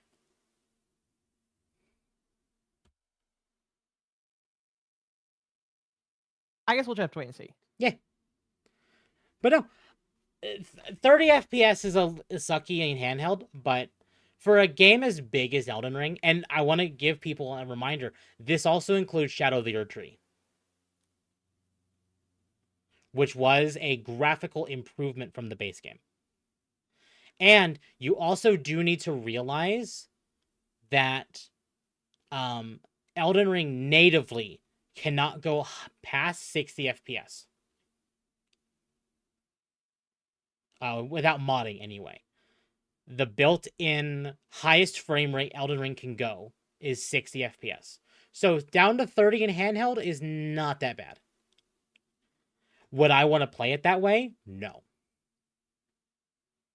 But it is... I mean, here's the problem. Handhelds are cool, but like rarely have like high caliber games worked well. Like it's just gonna get to the point where you have to get something bigger and bigger and bigger. Mm-hmm. Like the Steam Deck is really nice, but I don't know. No, absolutely. And I think people at this point are waiting for Valve to announce the next Steam Deck, which I don't think is happening until at least 27. Maybe even 28. Because Valve has already come out and said several times that they're waiting for a significant jump in hardware. Because they don't want to be like companies like Asus or Lenovo or even the Aya Neo, where they just release a new system like every few months. Mm-hmm. And no drastic changes. But still charging out the ass for it. They want to make a significant leap in technology to justify a new version. Which is commendable. I do appreciate that, Valve.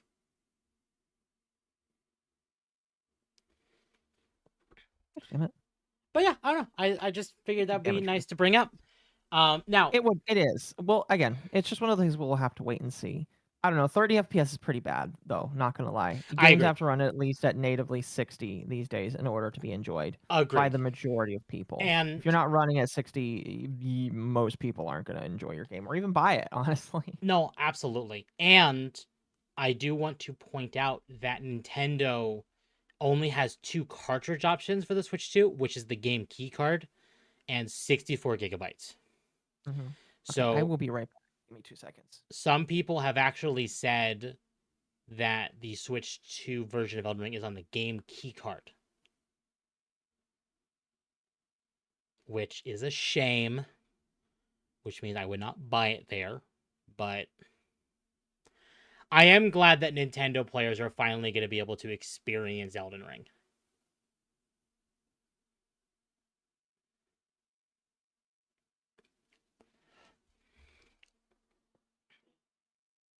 Okay, my apologies. The reason I never bought Elden Ring is I can't reach 60 and it's a controller game. That's fair. That's absolutely fair.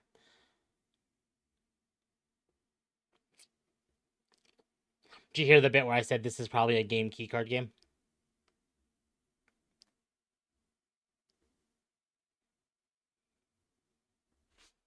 Oh, is it a keycard game? My apologies. I'm just like 2 seconds behind right now. Oh, you're fine. I don't think it's been confirmed yet, but we did talk about it a couple weeks ago where Nintendo only has 2 cartridge options, where it's one is a 64 gig version and one is the game keycard version. And some people have speculated that the Elden Ring will be a game keycard. That's interesting.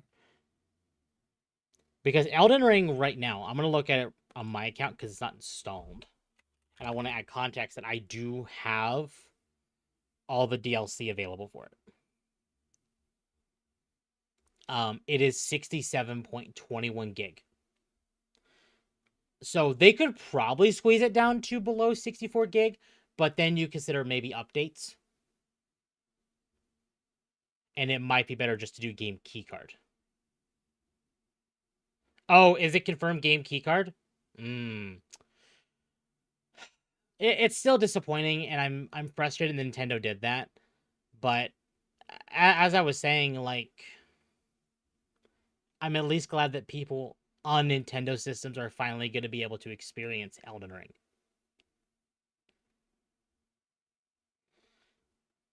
But yeah, no, chat's right. If Cyberpunk can do it without the game keycard, this should be able to. But I think also Nintendo charges more for, like, these companies more to do the full cartridges and not the game keycards. So they're basically trying to manipulate developers into doing the game keycard because it saves them money. Yeah. I understand why they do it, but at that point you should just not make a console with a key card that comes in it to begin with. Yeah, You exactly. should just release, like, I mean, like, even though I hate Just PS5, put a fucking code in the box and input the code into the eShop. yeah, I don't know. I'm not a big fan of that though, because I like to be able to own the game that I put in there, and if it's a key cartridge, I don't like that. I don't like it either. So I don't know, Wait, is man. that where it cuts off? Wait, what? Sorry, I looked away for a moment. What cuts off? So, do you see the video where he's fighting Yes. Margit? Look at, like, how he's fighting Margit, and this is at PAX Australia. But he's mid-fight with Margit, and the game just flashes. Should be here. What the fuck? It's kind of funny, I'm not gonna lie. Code in the box sucks. It does suck. But at least at that point, like, I can at least re-download it from my account. It's in my account. Uh-huh. Elden Ring on Switch 2 at PAX Australia, much better than the Gamescom build, 1080p 30. Judge performance yourself from the video. I really can't handle the shoulder buttons on Switch, but that's just me. Switch owners will be fine. Yeah, no, and that's absolutely the case, is like, I think if people are used to this on a Switch, they'll be fine. But if you're used to a proper 60 FPS playthrough, like, if you, Yeah. like, you're used to the Steam Deck, you're going to have problems with this. Oh my gosh. What? Sorry. So I was talking to Nianis, and you know Justin Trudeau is now dating Katy Perry. I did not I thought know he was that. married. I thought he was too. I made a joke because he is black. He used to do blackface. Mm-hmm. And I said, does that make her black? And she's like, no, not if she's the one using the strap on. Oh. Oh no. Oh no.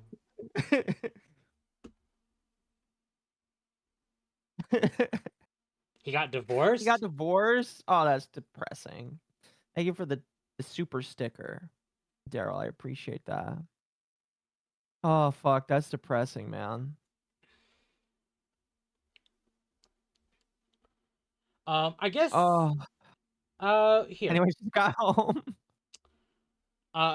We'll talk about the big thing tonight, because I'm sure people are showing up to see the big thing. We'll talk about Discord. Okay. Yeah, let's talk about Discord. So, update on a security incident involving third-party customer service. This was updated on October 9th. TLDR, Discord recently discovered an incident where an unauthorized party compromised one of our third-party vendors. This was not a breach of Discord, but rather a breach of a third-party service provider, 5CA, that we use to support our customer service efforts. This incident impacted a limited number of users who had communicated with our customer support or trust and safety teams. Of the accounts impacted globally, we have identified approximately 70,000 users that may have had government ID photos exposed, which our vendor used to review age-related appeals. No messages or activities were accessed beyond what users may have discussed with customer support or trust and safety agents. We immediately revoked the customer support provider's access to our ticketing system and continue to investigate this matter. We are working closely with law enforcement to investigate this matter. We are in the process of emailing the users impacted. At Discord, protecting the privacy and security of our users is top priority. That's why it's important to us that we're transparent with them about events that impact their personal information. Recently, we discovered an incident where an unauthorized party compromised one of Discord's third-party customer support providers or customer service providers. The unauthorized party then gained access to information from a limited number of users who had contacted Discord through our customer support and/or trust and safety teams. As soon as we became aware of this attack, we took immediate steps to address the situation. This included revoking the customer support provider's access to our ticketing system, launching an internal investigation, engaging a leading computer forensics firm to support our investigation and remediation efforts, and engaging law enforcement. We are in the process of contacting impacted users. If you are impacted, you will receive an email from this email address. We will not contact you about this incident via phone. Official Discord or communication channels are limited to emails from this email address. What happened? An unauthorized party targeted our third-party Discord or customer support services to access user data with a view to extort a financial ransom from Discord. What data was involved? The data that may have been impacted was related to our customer service system. This may include name, Discord username, email, and other contact details if provided to Discord customer support. Limited billing information such as payment type, the last 4 digits of your credit card, and purchase history if associated with your account. IP addresses, messages with our customer support agents, our customer service agents, limited corporate data, training materials, internal presentations. The unauthorized party also gained access to a small number of government ID images. If your ID may have been accessed, that will be specified in the email you receive. You know what's crazy? I got this email, but I've never given them my ID before, so I don't know why I got this email. Oh, don't worry. We'll go into that. It gets worse than you think it is. I'm sure there's more ways in which like the private information, because like here's the thing. I recently asked for my DMs.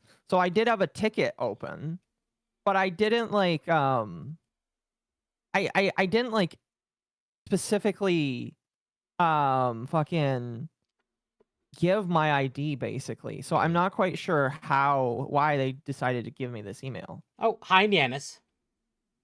Yes, hello. Welcome. I told her I was dying live because I read her tweet. Fair. Okay, sir, can you stop flinging the dung? Pahundo! I feel like you're just on right now.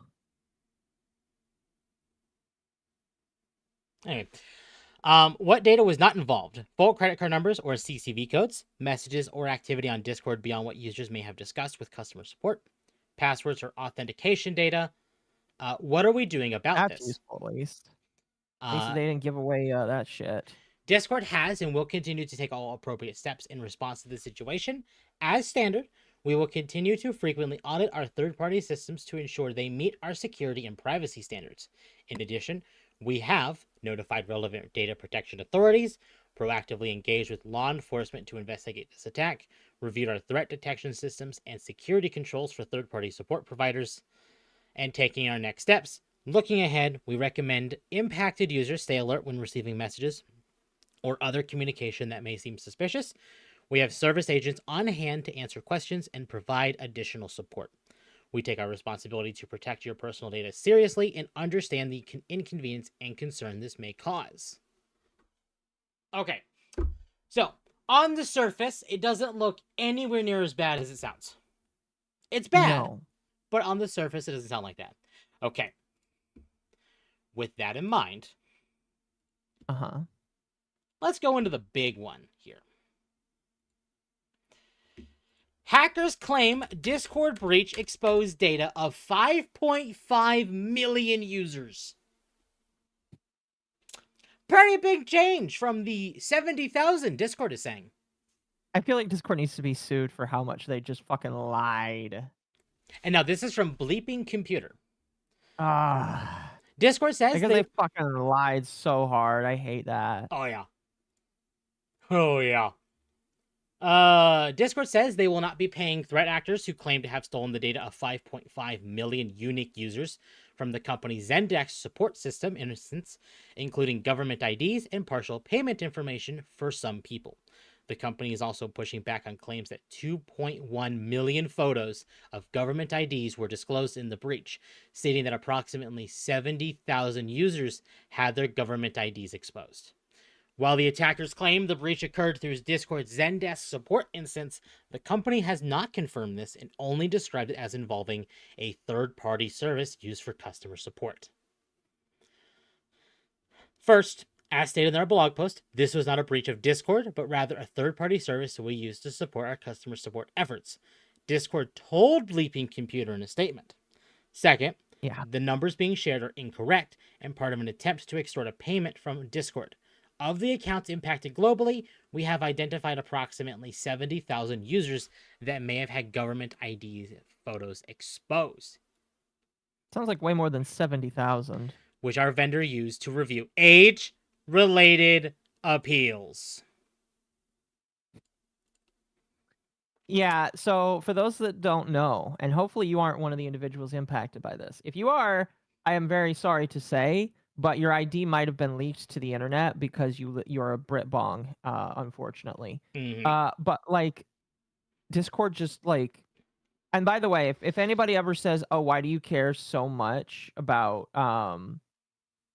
anonymity and your information being in these places?" This is why. Yep. This is why. All right, like 110%. This is why, and this is why I will never, ever, ever, ever, ever be satisfied with this kind of shit. You know, I'm just like so appalled that like okay. So here's the thing that upsets me the most is that it happened as quick as it did. Oh, just can't go through these guys. Okay. It happened so fast after all this shit started, and it's because I knew for a fact this was going to happen because the moment that services started implementing in this, they became a vector for attack. So I just knew it was going to happen. I knew it. No, yeah. So I'm not surprised in the least bit that we have a massive breach on this big of a scale where over 1 million people's stuff was like breached like that. It's just, I'm not surprised, honestly. We'll get into that as soon as we're done Magma. Oh boy.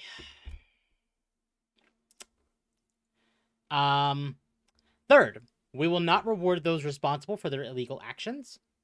Sounds like that was a bad idea. Yeah. In a conversation with the hackers, Bleeping Computer was told that Discord is not being transparent about the severity of the breach, stating they stole 1.6 terabytes of data from the company's Zendesk instance. According to the threat actor, they gained access to Discord's Zendesk instance for 58 hours beginning on September 20th, 2025. However, the attackers say the breach did not stem from a vulnerability or breach of Zendesk, but rather from a compromised account belonging to a support agent employed through an outsourced business processing outsourcing provider used by Discord.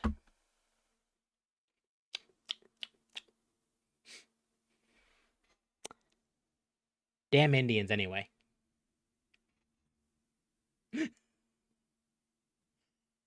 Indeed. Indeed. As many companies have outsourced their support and IT help desk to be PBOs, they have become a popular target for attackers to gain access to downstream customer environments. The hackers allege that Discord's internal Zendesk instance gave them access to a support application known as Zembar that allowed them to perform various support-related tasks, such as disabling multi-factor authentication and looking at users' phone numbers and email addresses. Using access to Discord's support platform, the attackers claim to have stolen 1.6 terabytes of data, including around 1.5 terabytes of ticket attachments and over 100 gigabytes of ticket transcripts. The hackers say this consisted of roughly 8.4 million tickets affecting 5.5 million unique users, and that is around 580,000 users contained some sort of payment information. The threat actors themselves acknowledged to Bleeping Computer that they are unsure about how many government IDs were stolen, but they believe it is more than 70,000, as they say they were approximately 521,000 age verification tickets. That's a lot more than 70,000, Discord. Just a little bit. It's a little bit. The threat actors also shared a sample of the stolen user data, which can include a wider variety of information, including email addresses, Discord usernames and IDs, phone numbers, partial payment information, date of birth, multi-factor authentication related information, suspicious level activities, and other internal information. The payment information for some users was allegedly retrievable through Zendesk integrations with Discord's internal systems. These integrations reportedly allowed the attackers to perform millions of API queries to Discord's internal database via the Zendesk platform and retrieve further information. Bleeping Computer could not independently verify the hackers' claims or the authenticity of the provided data samples. The hacker said the group demanded $5 million in ransom, later reducing it to $3.5 million, and engaged in private negotiations with Discord between September 25th and October 2nd. After Discord ceased communications and released a public statement about the incident, the attackers said they were extremely angry and planned to leak the data publicly if an extortion demand is not paid. Bleeping Computer contacted Discord with additional questions about these claims, including why they retained government IDs after completing age verification, but did not receive answers beyond the above statement. I wonder why.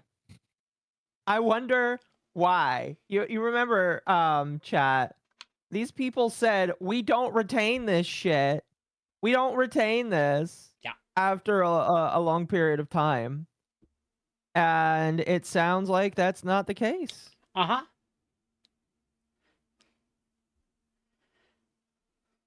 I don't know.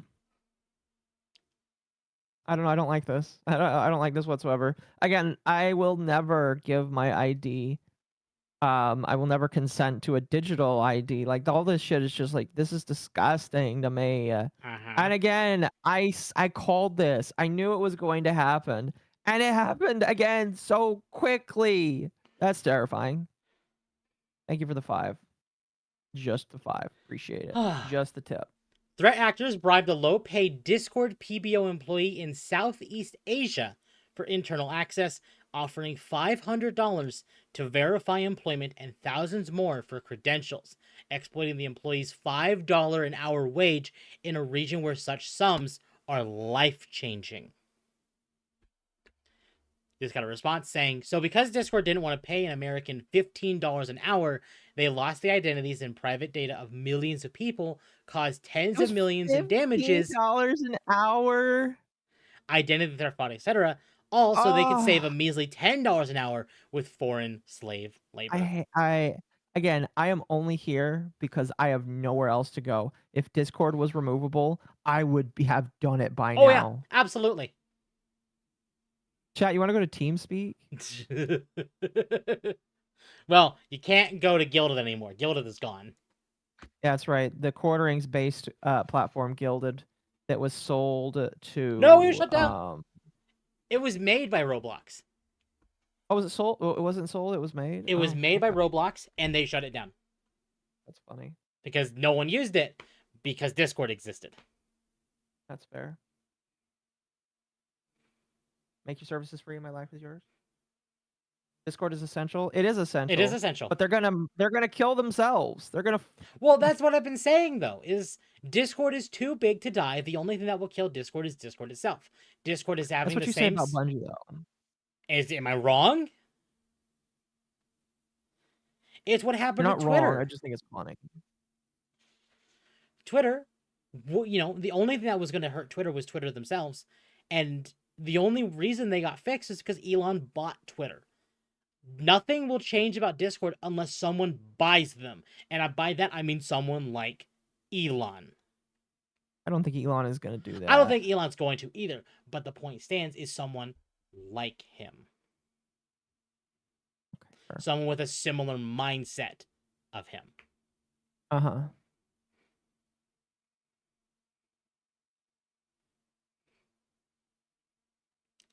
What about Telegram? Telegram gets hacked way too often. No. Yeah, I don't trust Telegram that much. Where's my shade?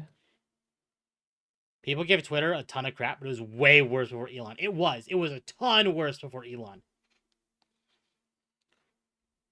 There you are. And here's what's sad about this Discord thing. So apparently there were 2 emails. Okay. The first email says, "Hello, we're reaching out to you because of a recent security incident on September 20th involving your personal data. Specifically, an unauthorized party gained limited access to a third-party customer service system used by Discord. We have confirmed that some of your personal data associated with your contact with our customer support or trust and safety teams was exposed in this incident. This may include," and it is the same, this like username, email, contact information, payment type, last 4 digits, IP addresses, messages to customer support. Doesn't include full credit card, physical address, stuff like that. The second email. "Hello, we're reaching out to you because of this recent security incident on September 20th involving your personal data. Specifically, an unauthorized party gained limited access to a third-party customer service system used by Discord. We have confirmed that some of your personal data associated with your contact with our customer support or trust and safety teams were exposed in this incident. This may include your name, user or Discord username, email, other contact details, limited payment information, payment type, 4 digits of your credit card, purchase history, IP addresses, messages and attachments, and a photo of your government-issued ID." So, what the difference here is the first email does not mention the government ID. The second one does. Right. I'm pretty sure I got one of them.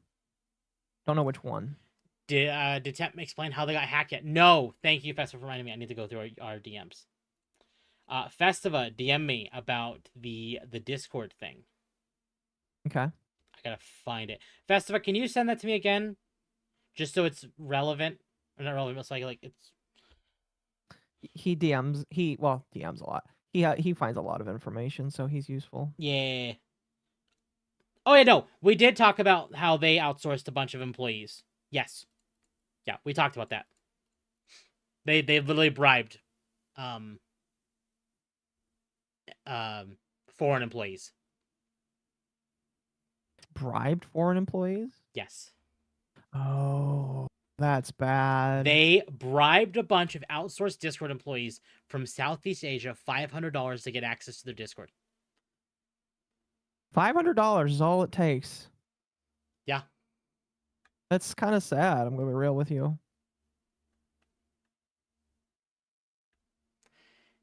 It really is sad, but Jeez. So chat, the best thing I can recommend is 1, don't give Discord any payment information. 2, if I would change your passwords. Yeah, I changed my password when I found out this happened.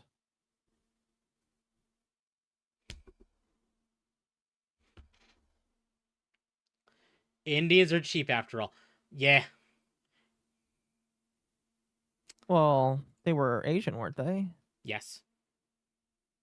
Hey, Indians aren't Asian. Why get over there? But Amal's correct. Indians are cheap. It must be They wanted to switch to that bad. Damn. Oh no. Oh, that's mean. I guess on the note of hacking, for the people who were not here for the Discord stuff but wanted to hear about the Nintendo stuff, Nintendo breached by notorious hacker group, it's claimed. I was waiting for you to say 4chan is the notorious hacker group. In recent hours, it has been claimed that Nintendo has been breached by Crimson Collective, a notorious hacker group that most recently claimed responsibility for an attack on Red Hat, breaching the prolific technology firm and stealing 570 gigabytes of data. The group has been tracked for the last couple of months, and it has now been claimed they have breached Nintendo. In a post on part of Nintendo. In a post on social media, a screenshot uploaded by Crimson Collective seems to show a repository of Nintendo folders, but the legitimacy of the breach has not yet been addressed. On social media, an image has surfaced allegedly coming from Crimson Collective hackers group that shows a library of Nintendo folders. At face value, these folders contain information regarding new games, development assets, production admin files, and backups.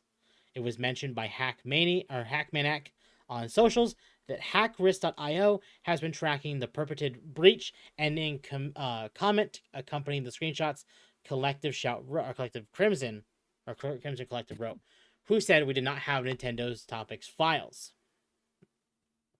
Nintendo has suffered from several key breaches historically, including a massive leak that circulated between 2018 and 2020, and saw source codes for classic games emerge online. In 2020, a Nintendo Network ID breach occurred, impacting more than 300,000 users. We've reached out to Nintendo for comment, but at present, it's worth taking this with a pinch of salt. We'll know soon if this is a legitimate breach.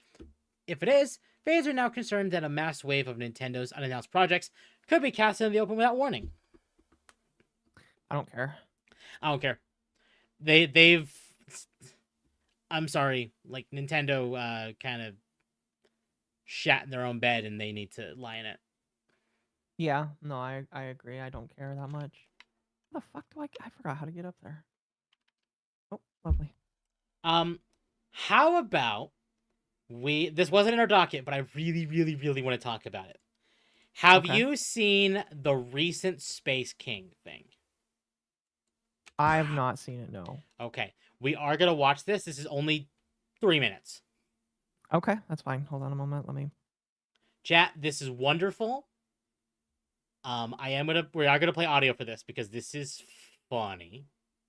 And it shouldn't get claimed. And it shouldn't get claimed. Is this from the whole thing, or this is the whole thing? Like a new... So people have been posting a very specific clip. We're gonna watch the whole thing. It is only 3 minutes. So is this part of the third one? No. Or is this like a this? Okay, so this is custom. This is its own thing. This is custom. It is still flash skits. Yeah. It is a skit. It's a giant merch skit. But it's funny because it kind of goes into how Games Workshop really has been pushing female custodies. Yes. Well, I think a lot of people came out and said, "Oh, they were making fun of the people who make fun of the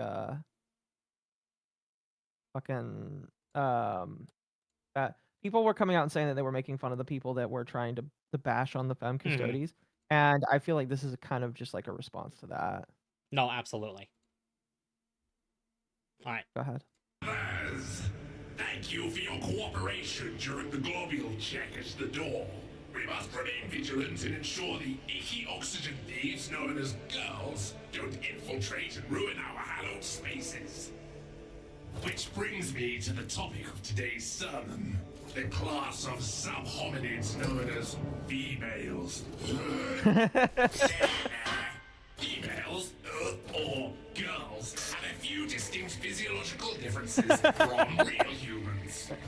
Firstly, no skin sacs for globule insertion, proving that Space King made them inferior on purpose. Oh my gosh. Secondly, they contain a pressurized nutrient reactor. I just noticed this. Notice how she's pregnant and smoking.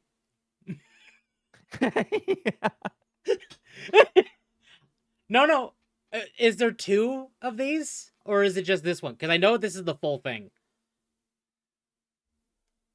Inside their stomachs that can grow new humans. How do the new humans get there, you ask? Well, I don't know. Oh, he's gay.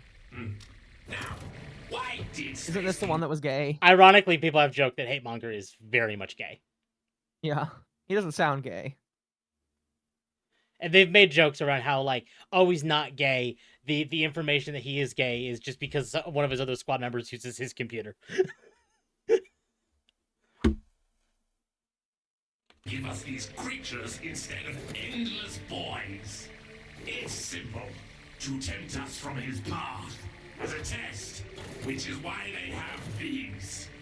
Boobies.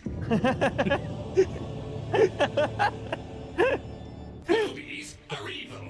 We mustn't look at boobies. Boobies would take Space King and reshape it into their image if given the chance. How would they destroy Space King, Hate Monger? Excellent question, Hate Mace. The same way they destroy everything. I love how his mace has its own character. Commas. This is how much, on average, versus males. Is it any wonder that the greedy money grubbers in charge distort things you love to cater to them?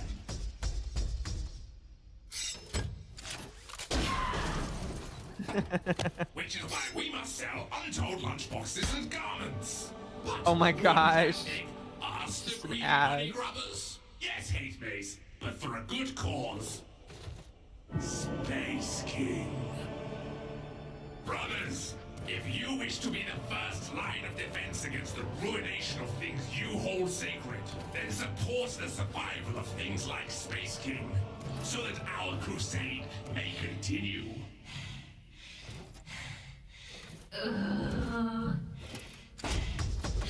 You're not canon. The no girls allowed lunchbox and positive garments are available for a very limited time only. Link Oh, that's in the tempting. description. I know it really is. I love this Find censored more item. episodes of Space King. I wonder if it's just boobies. Oh, I love it. It's just so good. We love Space King. Yeah, I still need to watch number 3. Oh my god. Oh, no, it's a condom. Oh, is it a condom? Oh no. Is it really? Well, I think this is a lighter Because right Space here. King practices safe sex. Oh my god. So yeah, that was the new thing from Flash Kits for Space King. And oh my god, it has people like it's really made the woke Warhammer community very upset. I can believe it. Because the woke Warhammer community really wants female Space Marines and female Custodes. And guess what? The actual people want. Not that. Not that, you know. How the fuck do I forgot how to get. What is that in the middle? That's a cup. This is a cup. I think this is just a figure of Space King. I think it's a lighter, and some people are saying it's a condom, and then we have shirts and stuff. Beautiful. I do love their portrayal of Warhammer is honestly the best. I will be totally honest. I would love for Flash Kits to like imagine a Space King like minis. And then release them as STLs so that we don't have to like Well, I think they should do STLs and actual minis. Like if people don't want to have to print them and just want them, they could just buy the minis. But if people want to do STLs, they could. I think that'd be cool. And it'd probably be popular. I agree. It would be cool. I got the t-shirt in the It would lunchbox. Can't definitely wait be to have very it. cool. Again, how much are they? Hold on. Let's look at their site. I'm not. I can't. I'm trying to move. I know, trying but to- I'm curious. Trying to lower my spending habits. $150. Oh, that's the censored item.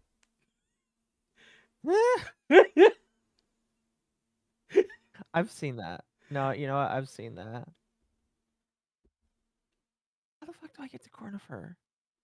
Never mind. Yeah, I can't justify that. No, I can't either. And that's a figure, yeah, and that's a cup, and that's a lighter. Oh, lighter component not included. Oh, so is that like a case or like a cover?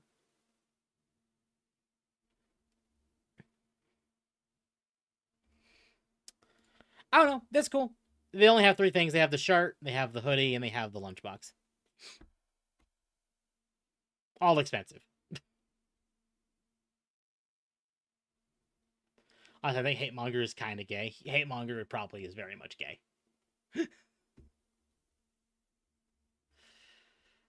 Okay. So, because we talked about the Discord and Nintendo hack, and then we did something funny with Space King, let's go back into something depressing. Oh, do you really? Yes. Thank you, Magma, for sending this to me.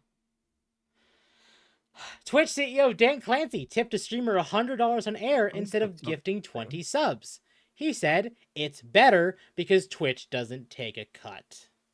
I really have to wonder why he's being because on its face this is just kind of stupid to do. Because like I mean I get it why he's doing this. He wants to be supportive and nice to the streamers that he's working with. but this does not help anybody. This just shows people that like he acknowledges that Twitch takes too much money. Mm-hmm.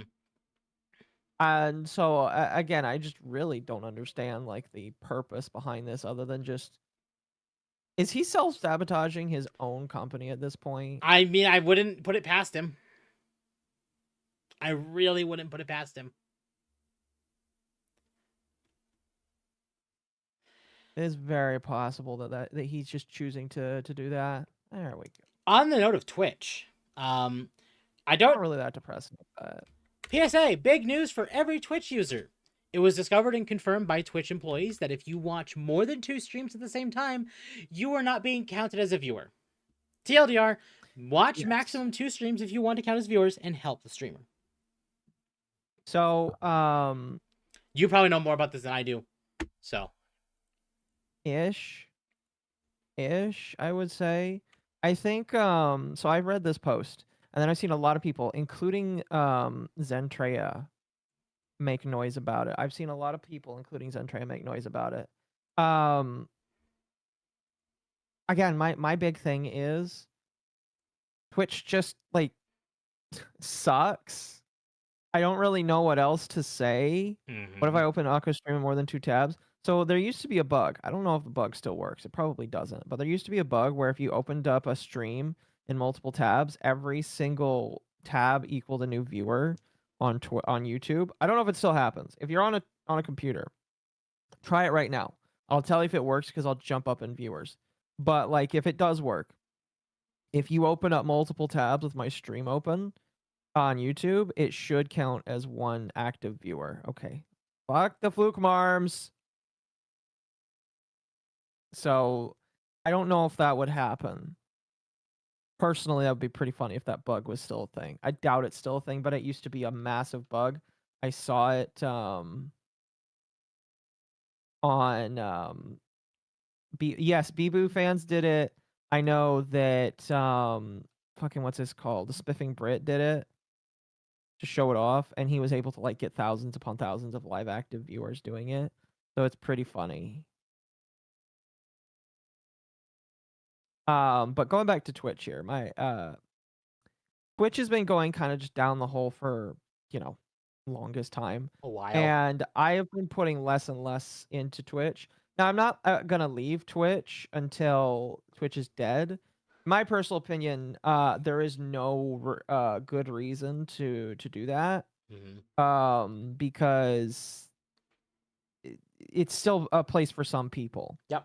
And some people I just don't want to go to Kick, and I get it. No, yeah. Even though on Kick it is ad-free experience, which is cool, but excuse me. So, yeah, Twitch is just one of those places where, it will stick around until it doesn't. The fact that Dan Clancy himself is coming out and saying that, like, oh, just don't. Or not what he's saying, but the fact that he's given money to streamers for just due to the fact that he doesn't want to give Twitch any money, that's kind of bad in my personal opinion, because it just shows little faith in the company, and that just like will confuse people or make them upset in the company. I don't know. No, I don't know. absolutely. He could be like, I have seen somebody say maybe he's setting himself up to see himself out. I have no idea though. Yeah, no, I can see that. So, I don't know if you want to read this, but they do specifically highlight this point here, saying for years we've counted a limited number of sessions per IP address towards view count. If you have a lot of streams, more than a normal viewer could reasonably watch, open in many different tabs, our systems may determine you are not actively watching, and you will not be counted in any of those streams as a viewer. Yes. They're kind of doing what YouTube is doing, but like on a worse scale, in my personal opinion, because I've seen a lot of streamers, and it's like every single day where I've seen streamers like show their Twitch statistics, and their statistics are, oh, I normally had 200 viewers, now I only have 120 or like less than 100. I've seen a lot of people just go down in viewers, and it's kind of depressing personally, because there really isn't much you can do when Twitch is doing something like that. My only response to these people, and a lot of the people that are talking about it, decent chunk of them are partner streamers that have very big platforms. Like, I saw the Hades girl from Mythos complaining about it. I saw Zentreya complain about it too. So I just think it's one of those things where it's not going to get solved at all. People are complaining about it, but it's not something that is on Twitch's concern right now. And the reason why I don't think it's a concern of theirs is because they are focusing on making the platform more advertiser friendly. It's extremely obvious that advertiser friendly is what they're seeking. And so because of that, I think people should just stop focusing on being I mean, like, they can still complain. I'm not going to say they can't complain. Okay, that's bullshit game. That was a lot of money I just lost. I just think that people need to stop complaining and just move on. They should just move on. And it sucks making a new platform, or not making a new platform, but going to a new platform that you don't really want to go to because you may or may not like YouTube or some shit. I don't know. I don't really care. Fuck. But like we've approached a point where it's just like Twitch isn't gonna get any better. They're actively getting worse, and unless you move over and do something, you're gonna continue to fail. I mean, like, I shouldn't be saying this. This is one of those things where, as somebody who likes the little competition on YouTube, and little competition is kind of relative because there is a lot of people, but there really isn't a lot of people because there's still so many people that don't put their presence on YouTube. They don't give their attention to you. Why don't they stream on YouTube? Because there's no culture on YouTube. The culture that comes in with Twitch doesn't exist. So there's no gifting, or not gifting, but there's like the community that exists over on Twitch does not exist anywhere else. And so you shouldn't expect that people are going to move over for that reason. This is disgusting. Disgusting. I'm dead. It's a good thing. Well, I mean, yeah, it's a good thing for me. Like, if I don't want any competition, like I said, it's fine for me. But like, I don't know, it just seems depressing to see all these people dying on this platform. Because what's going to happen is this platform is going to die. I'm just telling you right now. Twitch is going to die one day, and there ain't nothing anybody's going to do about it except just watch it happen. And when it does happen, there's going to be a lot of streamers, big and small, all right? There's going to be some big ones and small ones that fall apart. Fuck. And they're not going to know how to exist because the only existence they know is going to be on Twitch, because Twitch is where it is easy. Because with YouTube, there's a lot more steps involved. There's a lot more tools that you have to take advantage of and work you have to do. And that transition's been hard for some people. I know that Mizu has had to get into the habit of making his own stuff. And I mean, like, I don't believe it was like impossible for him. But like, if you're not used to that kind of deal, it's not easy. So thank you for following on Kick. I appreciate that. By the way, follow me on Kick. I would much rather try being a partner on Kick than I would be on YouTube, or not on YouTube. I love being a partner on YouTube, but you can stop me, by the way, at any point if I'm going too you're far fine. or going But too long. I do think it's a great segue. Chat, if you like the content I produce, we produce really, I greatly appreciate if you leave a like, subscribe, hit the bell for notifications on YouTube, join the Discord as the best place to know when I go live.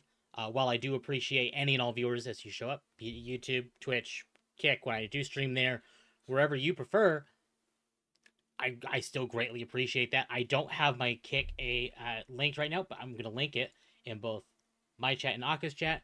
I do want to start streaming on Kick more eventually, so I would greatly appreciate it if you did follow me on YouTube, Twitch, Kick, join the Discord. Everything helps.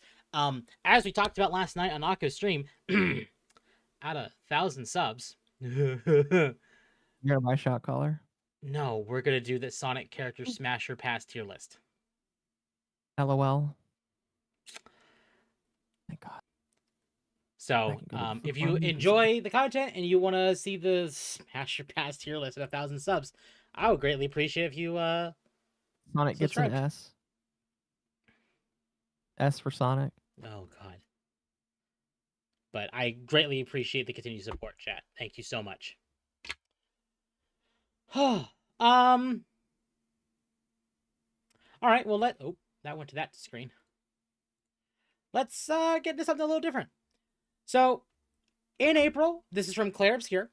In April, we released Claire Obscure Expedition 33. 5 months later, we've sold 5 million copies worldwide. That's pretty good. That's a lot of money, too. Since then, your artwork, your stories, your cosplays, and your endless creativity has been loved and appreciated by all of us. And for that, we cannot thank you enough. So, they have actually released some information. Why did you go to that screen again? Stop. Anyway, so thank you from Sandfall Games. We've been working on bringing you a few updates. Some of the highlights being a new playable environment, a new late game boss battles, and new costumes. And this is from the Claire Obscure dev team, and they specifically made a blog post about it on their website, so we'll talk about it. On top of the 5 million copies sold, Claire Obscure Expedition 33 original soundtrack, composed by Lorian Testard, has now reached over 333 million track streams since it's released. We've been completely blown away by the constant support from so many of you. Your artwork, your stories, your cosplays, and your endless creativity have been loved and appreciated by us all. We cannot be more grateful from the bottom of our hearts. Thank you. To celebrate this milestone, we're working on a game update for all platforms that will include several additions and updates as a thank you. New playable environment, taking the characters of Expedition 33 to a brand new location with new enemy encounters and surprises to discover. Challenging new boss battles for late game players to overcome. New costumes for each member of the expedition, giving even more customization options for your players throughout their adventure. New text and UI game localizations for Czech, Ukrainian, Latin American Spanish, Turkish, Vietnamese, Thai, and Indonesian, bringing the total supported languages up to 19, and more to come. We spent years working on our dream project, and to know it has resonated with fans around the world in such a powerful way is both wonderful and overwhelming. Now, we're really looking forward to bringing you more of what we're working on. For those who come after, thank you. So, pretty nice. That is pretty very nice. Pretty nice. It's a lot of money to make from something like this. And now they have not confirmed it, or at least if they have, it's not been other public knowledge. But Claire Obscure Expedition 33 devs begin work on next game. We're starting to plan and work on our next game with many great ideas. We aim to keep the studio small and agile, maintaining a strong creative vision for a unique artsy game. That's our DNA and how we work. So, a few weeks ago, Sandfall Interactive did confirm that Claire Obscure is the franchise name and Expedition 33 is the game name. Okay, so Claire Obscura will get more games in Expedition 30. Claire Obscure is essentially like calling something like Final Fantasy or Kingdom Hearts or Dragon. What does Claire Obscura mean, though? We don't know. Understood. Have a nice day. We also don't know if future games in the Claire Obscure franchise will take place in the same world, or if they will pull a Final Fantasy and subsequent worlds will be their own unique world to explore. But we do know that they are going to be doing more games. That's good. I'm excited to see more game. I still need to finish it. I did make more progress recently. because Yeah. I did say that once I finished Silksong, which Silksong is done. I 100% Silksong. Congrats. It You is. finished it now. I finished it. So what do you think? I thought Silksong was fantastic. I know a lot of people are really hoping Claire Obscure to win Game of the Year, and honestly, I really do hope it wins Game of the Year at the Game Awards. But I think Silksong is my personal Game of the Year. But my opinion could change. This happened in 2023 as well, because that was the year that both Tears of the Kingdom and Baldur's Gate 3 released. And I remember telling you in 2023 that Tears of the Kingdom was my Game of the Year, and then I played Baldur's Gate 3 and that opinion changed. That could very well happen here once I finish Clair Obscure, is that Silksong is my Game of the Year, but I have yet to finish Clair Obscure. I literally just had the looking at the wallet meme. In literal terms, Clair Obscure is a French term that translates to light dark and is the equivalent of the Italian word chiaroscuro, which refers to the artistic technique of using strong contrast between light and dark to create depth in paintings or drawings. Oh. Thank you for the 5 chat. Clair Obscure needs to win it to show the games industry that bloat is killing them. Everyone knew that Silksong is going to be a 10 out of 10 game. I agree. Yeah, I agree, Girthy Banana. And this is the thing too, is I think the CEO of Sandfall, the lead dev in Clair Obscure, being former Ubisoft, and he's like a former old head at Ubisoft. He's not. Yeah. He's not like a nobody. Exactly. So, and old Ubisoft games definitely knew how to tell a story, and they were good. So, Clair Obscure being this is really, really good. I do think Clair Obscure needs to win it. I know I've mentioned it before, but I really am kind of expecting Jeff Keighley to pull another Move It Along this year. Because let's see. How close are we getting to when they start the nomination? December. Not December. Probably mid to late November. Probably mid-November.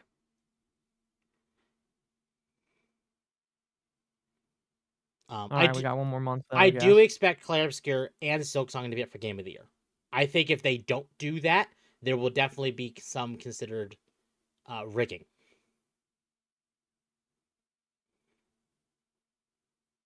I mean, 5 million copies for. I'm even gonna go on a. It's hard to say indie.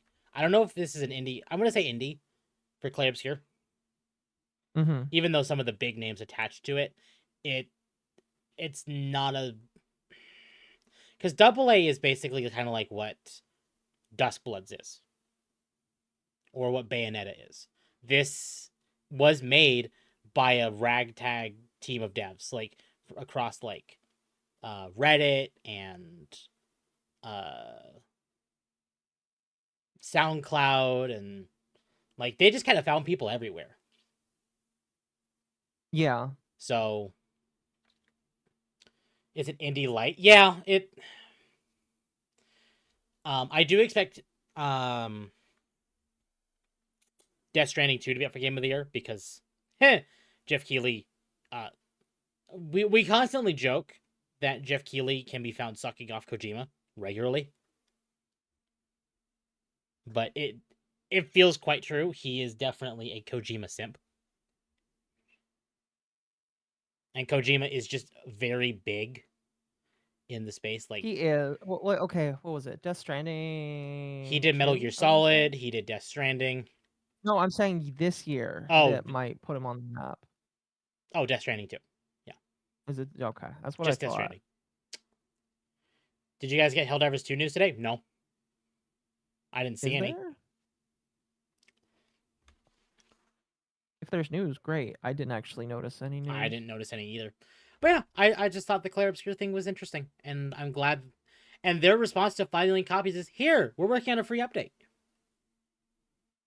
I guess in the note of free update, I want to bring up something. I know you haven't played much, and what you have played, you have not been a big fan of. Of what? Abiotic Factor. It's not that I don't like it. It just doesn't seem like my kind of game. No, that's fair.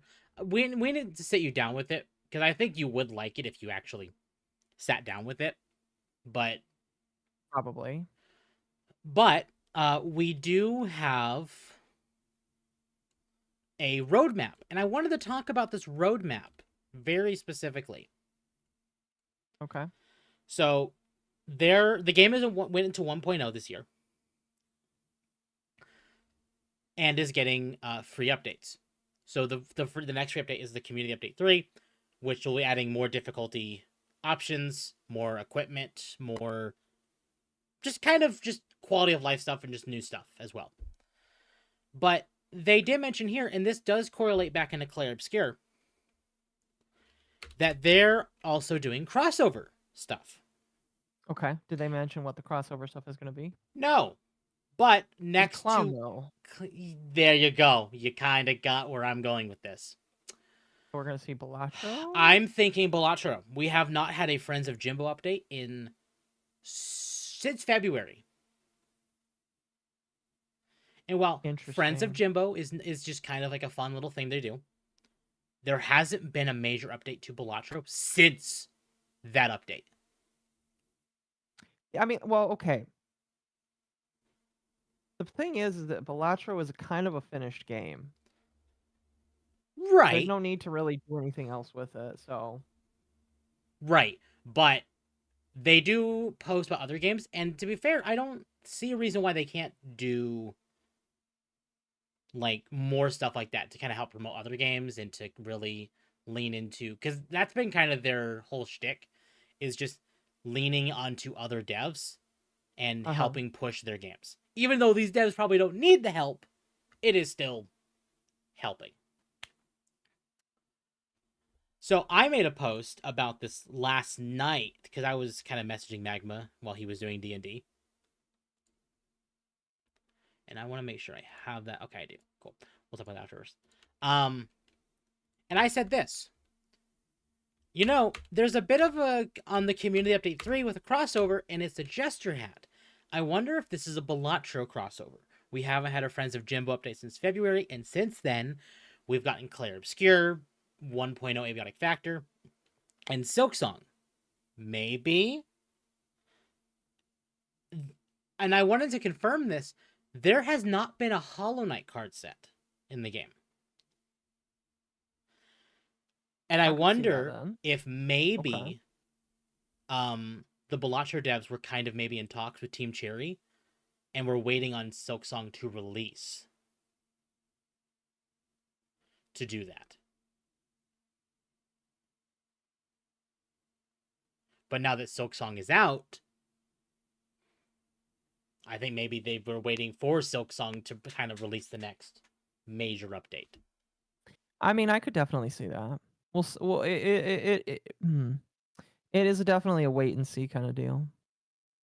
You don't change perfection temp? You don't. Gabby, go to bed. Good night. Have a good night. Magma, it's 12:30. You should go to bed too. Oh, just forcing our viewers to leave? And go eat. Yeah. Have a good night, Magma. It's only 9:30 for me, but it's later for some people.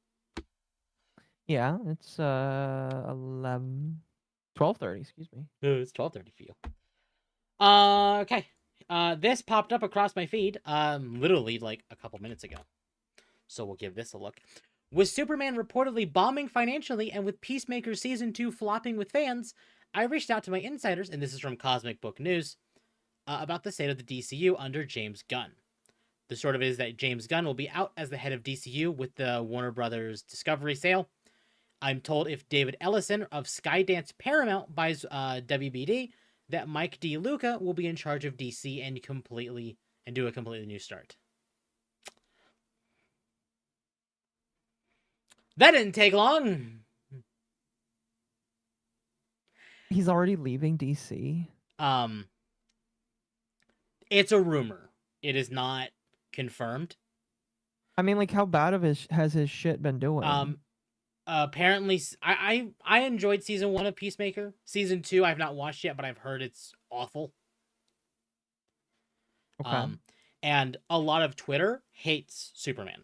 I've seen especially people like Kree talk about their distaste for Superman. What I've seen as Superman is actually pretty good. And maybe that's coming from... It might just be you liking shitty shit again. I'm gonna come I'm from not this... trying to be mean, no, but no, like... I get it. I'm gonna come from this from the perspective of... It's been how long since we've had a DC story that's just kind of like not like almost gothic and dark, and even like stuff like Superman has been really dark. And and I want what I've seen of the new Superman movie is that it's not dark, and it kind of follows the same idea of the Spider-Man movies, like the Tom Holland one, where it didn't focus on his origins, it just focused on Superman.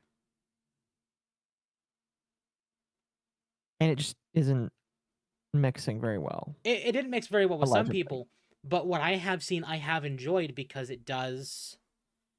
It's not dark. Like, it's still, like, hopeful Superman. Okay. It's refreshing, if that makes sense. Refreshing. Okay. Because DC has been just a lot of really dark storytelling. And, like, with Batman, I kind of get it, but with Superman, it's... Superman isn't really a dark story. Exactly. You gotta kind of treat it a little bit differently. Exactly. People are not a fan of proper Boy Scout Superman. I am, though. That's what I grew up on. I grew up on Christopher Reeve. I grew up on Tom Welling. That's my Superman stuff. I really didn't watch a lot of Superman until Dad came in the picture. Even now, you know. I mean, that's fair. Superman is literally about hope. There's a reason why people say Superman is the Captain America of DC. Like, I know he's like much stronger than Captain America, but they kind of embody that same logic, you know? Uh-huh.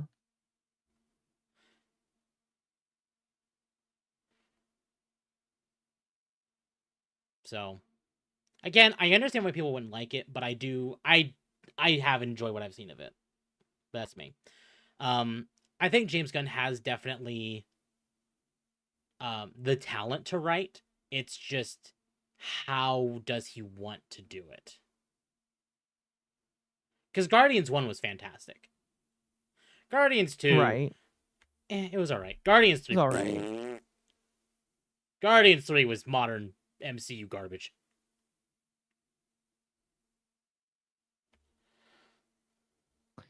I have not seen 3, unfortunately. So... I've gotten mad at people for voicing their opinions when they haven't read something, so I'm not going to voice my opinion, but I've been told it sucks. So, again, I wouldn't be surprised if James Gunn is out, especially if Warner Brothers is bought out. Because Skydance has been doing very well, especially in the Transformers scene for comics. Is that Skydance or is that Skybound? Hold on. No idea, honestly. Where's Sky? Is it Skydance? It is Sky. Wait.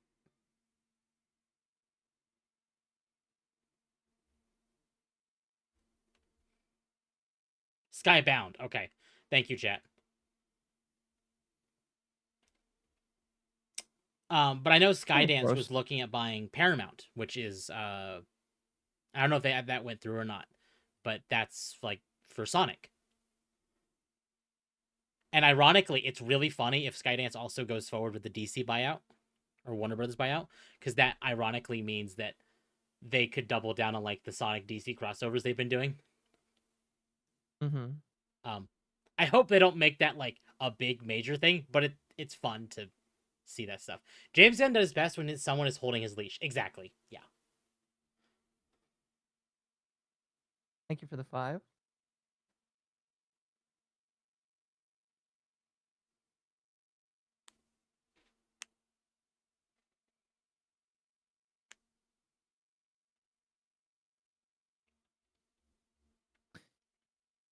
ensemble movie? I don't think I've ever heard of it like that. So an ensemble movie kind of means like a movie with multiple characters. Guardians of the Galaxy is a great example of I that. see. I see. Superman had obviously Superman, but it also had a version of Green Lantern. It had a version of Hot Girl, Mr. Terrific. So he can't make a movie that's just focused on one guy. Yes, that does seem to be the case. I see. So that's the problem. But even those characters in the movie weren't bad. I mean, one of them is Nathan Fillion, and Nathan Fillion is just funny. Yeah. Again, I don't know. I think it does come down to opinion. But I guess on the same note of superhero stuff, Marvel did announce officially Vision Quest at New You York talked to me about Comic-Con. this, and you sounded so upset. I'm. You're very in the middle. I mean, it's modern MCU. You should be Mhm. kind of about it. All modern MCU just sucks. I'm gonna be real with you. It I haven't really seen does. something. Even the Spider-Man movies are like kind though, of worried about those too. I'm not as worried about those because it also has Sony behind them. Sony's kind of being a stickler with them, which is good. Yeah. It's not just Disney, thank God. But we definitely did get some news with this, and I think is definitely worth talking about.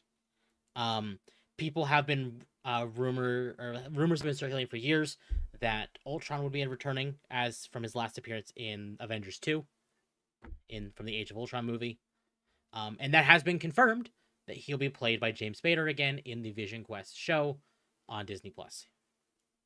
So okay, with that in mind, how do you think they're going to take the show? So if this is a sequel to WandaVision, where the end of WandaVision, we had the Hexed Vision, remember his life, as an Avenger, essentially, and where the U.S. government basically took Vision's corpse that Thanos destroyed, and basically turned him into a mindless killing machine. And we had the Hex Vision basically make what they call White Vision into remember who he was, but now he's kind of lost. So I think that the idea is kind of a lot of this is going to be in his head, kind of coming. I was going to say definitely in his head. And by doing that, it does allow them to use Ultron effectively, because he was an Ultron creation. It's going to be expensive having him back again. It is, especially when you consider that he will also play a human form of Ultron in the series. So James Spader is not only voicing Ultron, he will be playing Ultron's human form in Vision's head. So I wonder how they're going to doll him up with makeup. Yeah, he's bald right now. He'll probably be wearing a hat. He wears hats a lot. He does. And then we kind of got more information. Apparently, in the teaser trailer, they're gonna focus on the other AIs that Stark made. So Jarvis, Edith, Friday, and I do mean Edith from Spider-Man 2. Okay. Like the glasses. Yep. And then they do have Ultron's voiceover. They do show Ultron in the trailer, and he looks older. Obviously, because James Spader is old. But they do describe that this is essentially Vision's own hex in his own cyber mind space. So a lot of this show is going to be in Vision's head, which lovely. I think could be interesting. Could be. I did see something else. It's not in the docket because it's not confirmed. But Jocasta is also listed to be in this show. For those who don't know who Jocasta is, in the original version of Ultron was made by Hank Pym, or Ant-Man, not Tony Stark. Oh, yeah. Yeah. Jocasta was a creation of Ultron that was meant to mimic Ant-Man's wife, or Wasp. So kind of like how Ultron wanted a wife? Essentially, yes. But she ended up betraying him, kind of like how Vision did, and joined the Avengers. Okay. But that's not been confirmed, but she is rumored to be in the show as well. That will be interesting. We don't know who should be played by, but I would not be surprised if they chose a bit of a younger actor, because they'll probably want to use her for Doomsday or even Secret War. I And guess then we'll just have to wait and see. the final bit But of news. unfortunately, we won't see because neither of us will watch it because neither of us watch anything Marvel related these days. Yeah. The last bit of news that I think excites me the most, ironically, is James Darcy will officially return as Jarvis in Vision Quest. He previously played the character in Agent Carter in Avengers Endgame. Agent Carter was kind of like a first attempt at what became the Disney Plus shows, but it was on ABC. It basically followed the idea of like, this is post Captain America falling in the ice. It follows Peggy Carter kind of leading up to her retirement and stuff. Yes. And like it was like a little spy show. Yeah, it was a spy show, and it's kind of like the original formation of S.H.I.E.L.D. And it was a very good show. I actually really enjoyed that show. And Jarvis was like a really fun character. So I'm excited to see what happens with him. I don't know if it's going to be the same version of him from Agent Carter, Agents of S.H.I.E.L.D. and Endgame. But it's going to be interesting.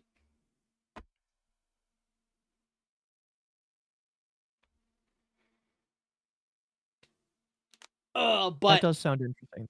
Like, a lot of the premise here sounds really interesting. The problem is it's tied to WandaVision and Disney. Agatha, the new Agatha show. That's very, very gay.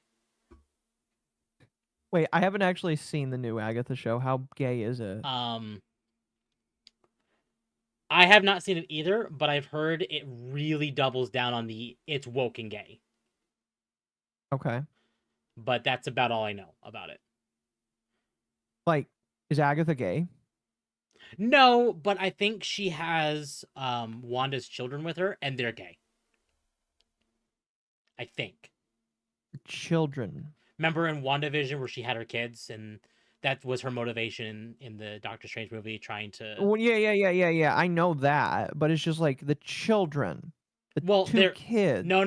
They're grown up. There definitely is some sort of time skip that happened. Or weird, magical, weird shit. I don't know. I have not watched Agatha. I was considering it, and then I heard how woke it was, and I'm like, you know what? I just don't care. I'm doing good. I just learned that apparently the children of Wanda are gay. Like, are both of them gay? Both of them are. I don't know. Again, without having watched it, I cannot confirm or deny what is in it. You can't confirm what's gay? Exactly. All I know is what I've seen on Twitter. And even then, that was a while ago, and I kind of blocked the memory because I just didn't care.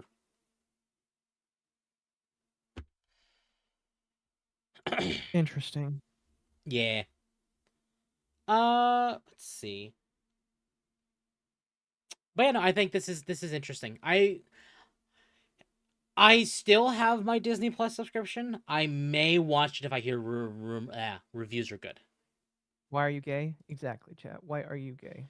Because I did enjoy Ultron. I did enjoy Vision. I enjoyed a lot of these characters, and if a lot of them are going to be in the same show together, it could be at least a maybe. It's a maybe. Yeah. Damn it. I think Ultron is definitely going to be used as like the, hey, come back, watch our thing. If they use James Spader, yeah, that's what they're trying to do. But his good acting shouldn't be enough to bring somebody back to watching what you do. But we'll have to wait and see. Indeed, we shall. On the note of movies, we talked about Matt Pat last night with the Congress thing. Oh yes, it wasn't last night, but it was the night before. Was it the night before? Okay. Yeah, it was the night before because you were talking about Tumblrisms with us last night. No, we talked Actually, you about weren't really there. we talked about the No, comic. that was on Friday. Friday? Okay. Trust Either me, it way, was on Friday. so we had the trailer. Well, actually, that was back then, but we actually know that FNAF 2 is coming out in December. But we got some This year. casting. Yeah, December this year. Wow. So we did get some casting. Where I lost it. Here it is. Matt Pat will be playing Toy Bonnie. Quite interesting, honestly. Megan Fox will be playing Toy Chica. Megan Fox looks so fucking old. She looks bimbified. Well, that's kind of what happens when you. Okay, we discussed this in private. She's always looked kind of like that, just a little bit. She's always kind of looked like that, but she did get was it extensions or like a blow? I weird Her saying like a cheeks blow look up. wet. Her cheeks look weird. She got Botox. She got Botox. She got a lip plumping. I don't know that's what it's called, but Who is her husband, and why does he need all of that? I don't know. You know, even if she makes herself look pretty, she's doing it for somebody. Yeah. Matt Pat's playing the femboy rabbit. Yes. They do announce that Kellen Goff, I've never heard of him, will be playing Toy Freddy. I have heard of that, yes. Not what? Sorry, I just see the Oh. flag and the Yes. pronouns and He has the profile. yeah. Along with the original cast from the first movie. So yeah. Yeah, so the original movie did have quite a lot of cast I assume is just going to come back, so. Yes. Now I know some people are concerned and I totally understand, but I do remember the first movie actually being fairly decent. Like it wasn't like a masterpiece, but yes, it was. the first movie was decently good, from what I was told. Like I haven't seen it yet though. It wasn't like the best thing ever, but it was fun. Yeah. Oh, hold on, my dog needs to go out, so I will be back momentarily. All right. Let me catch up on the supers that didn't get read out. M2M for 2. Never a fan of Cinder, but thanks for truth seeking. You're welcome. Apparently, some people don't feel like truth seeking is important. They're just there to obfuscate. And you know what? That's okay. People can obfuscate and be weird. But, you know, it is what it is, I guess. I will continue to be a seeker of truth. And even if people are weird and cringe, I'll do it. And I will continue to be critical of people that it feels like very obviously are obfuscating. And, you know, we'll do the best we can. Oh, the nice blue lake. Festival for 2 got back. Did Temp explain how they got hacked yet? Yes, he did. I hope you were here for that. Leave for 2. What about Element IO as an alt to Discord? I've never heard of it. You are free to give more information in the chat. I'll try to take a look at it, but I've never heard of that before. And Overture Saint for 2. Hate Monger isn't gay. He hates aliens. That's fair. That's fair.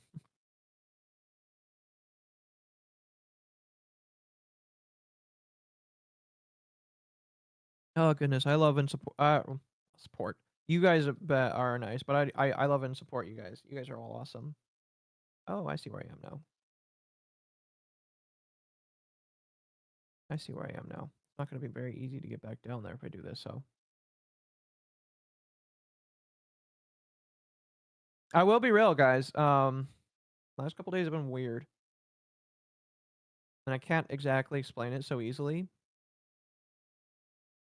But I appreciate people being here. And I want you to know that you guys are very much so appreciated.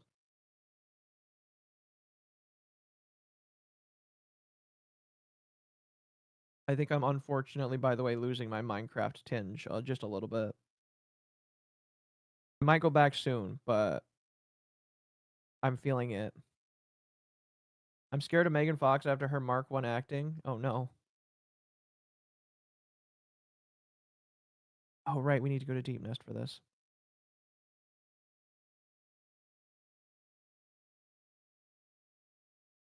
Oh goodness.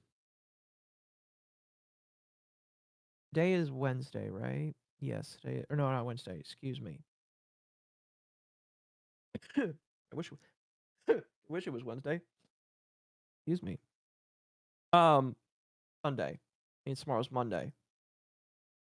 Means that I'll be halfway through I'm halfway through the work week. I'm happy about that. Sunday, yes.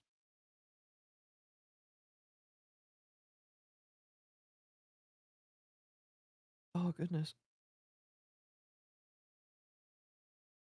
And now they force me into sleep.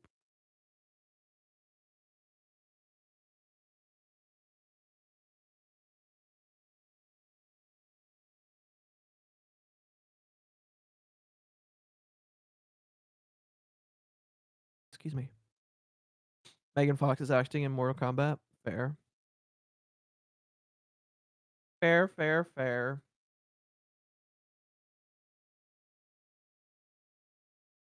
If you want my personal opinion, I haven't seen it. I forgot where I'm going. Oh, My apologies, I'm back. you're back. Welcome back. You know, I think I'm supposed to wait till that moth shows up.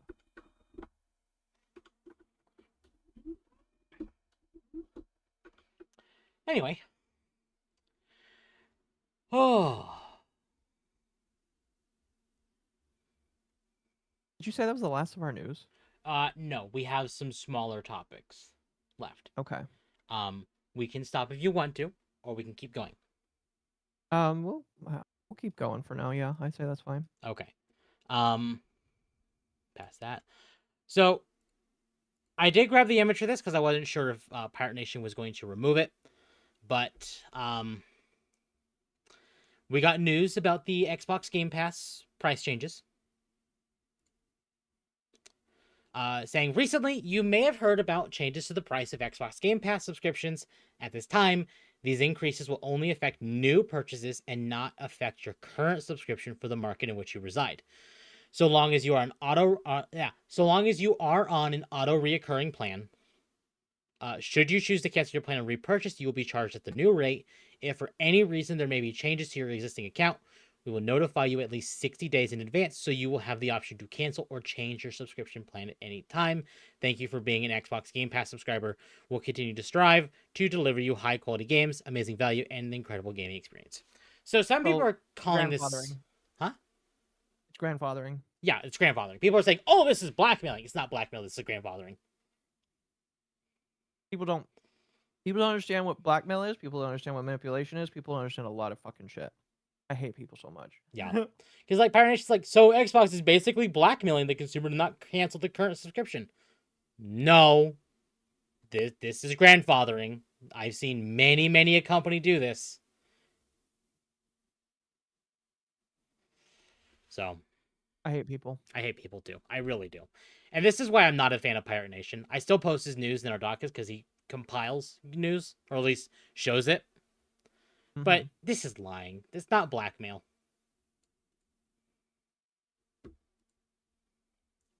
No, blackmail is a very specific kind of thing. Yep. I think my deal, there's so many people that don't understand so many words. I said this earlier today. I was like, how the fuck is somebody that is a socially inept autistic individual that read at a 12th grade reading level by the time they were 13, how am I the one that understands life better than a lot of other fucking individuals on the internet? No, yeah. Like, I didn't get my first social interaction until I was a missionary. And I still don't understand how people operate way better than other people. That shouldn't be possible. No, absolutely. But Like it should not be the case. people that are dumb, or in maybe not dumb, but using specific wording to try and enrage people to give them clicks and views. Case in point here is in the docket because of him saying blackmail. Mm-hmm.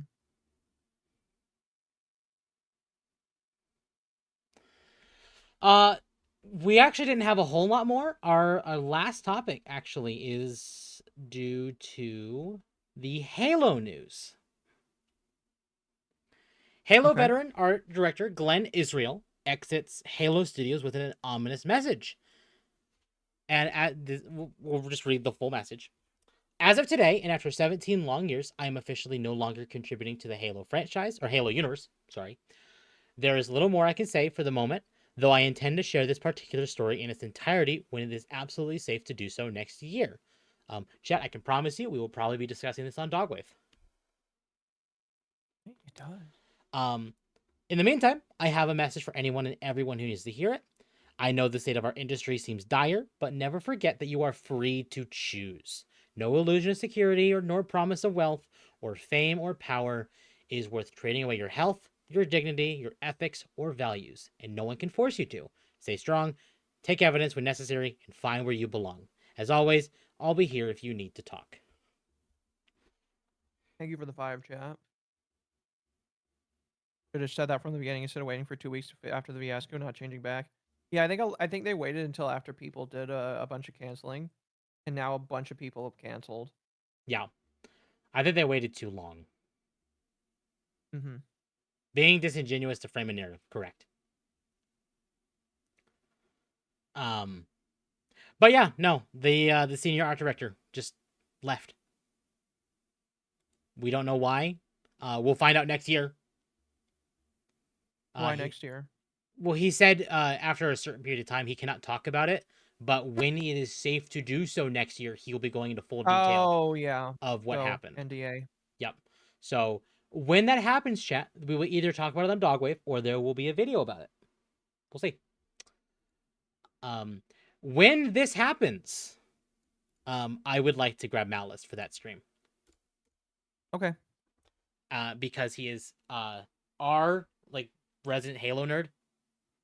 So I would like to grab his perspective of this when that is a thing. But chat, that actually is our last thing. I know. Actually, wait, no, it's not. Oh, wait, no, we had this. Sorry, we had the Invincible thing.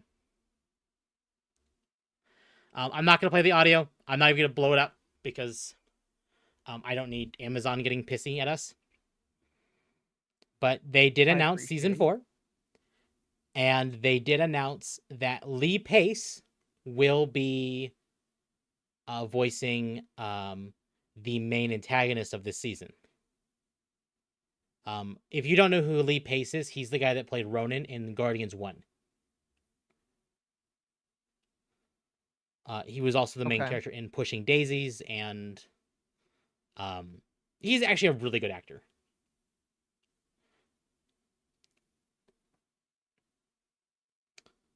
So, if any of you are interested in Invincible, season 4 comes out in March. I've never seen Invincible before. Every time I tried watching it, I just haven't been in the mood to, if that makes sense. Mm-hmm. So, like, I start watching it, and then I'm like, I just can't do this right now, and then I just stop watching it. Is it still animated in North Korea? I have no idea where it's animated.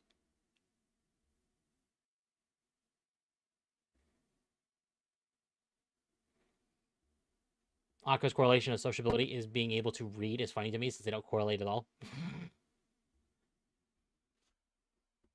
Holy shit. Holy shit. A Pushing Daisies reference. Is this Economy Temp? Yeah, exactly. To be honest, Satori, I'm not really like saying specifically the ability to read. What I'm talking about is just I am able to read how humans act, like the way that humans act. I'm able to read that a lot better than a lot of people, and I'm able to discern things a lot better than other people. I think recently I felt like that hasn't been the case because of how I've been treated. But upon reflection, it's just like, actually, no. You just didn't trust your gut when your gut told you something was wrong, and you just decided to push it by in order to play nice with other individuals when instead you should have chosen your own mental health. And that's not to anything in specific, but like I've realized lately that I've set aside a lot of my standards for when I should have put my mental health first, and I decided it's not gonna continue to happen. So it's probably why. Oh, that's kind of dumb. That's why things are, I think, gonna get better. Yep, absolutely. I'm gonna be able to point out something and say, you know what, that looks like a piece of shit.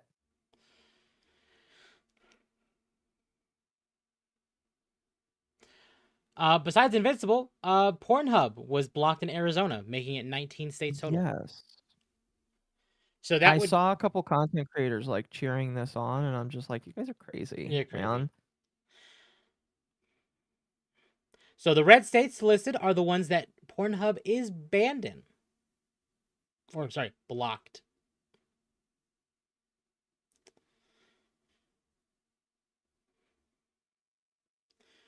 Problem solving are enhanced by reading. Good reading comprehension is more closely linked into social, emotional skills than basic word reading. Yep. The woke right are celebrating. Yes. Exactly. I don't know if we want to... right. I don't like that. I know that Dev likes that term, so I don't like that term. Sorry.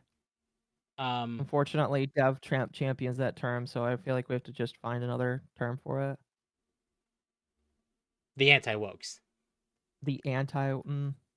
That's kind of what they are. They block porn, but not smut. Or gay porn, even. Yeah. We do have one other thing that Occo put in the docket. I don't know if we should show it.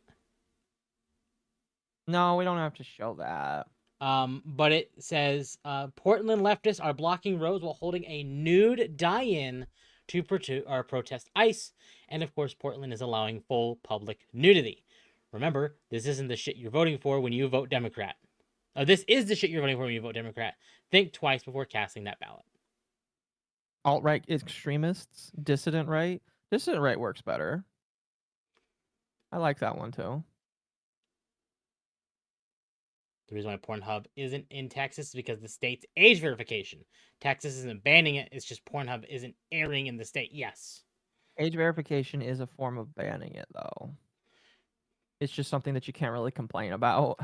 Mm-hmm.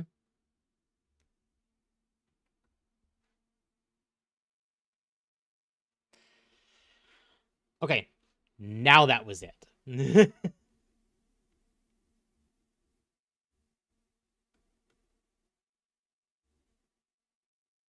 Oh. Jet, that is everything from Dogwave this week.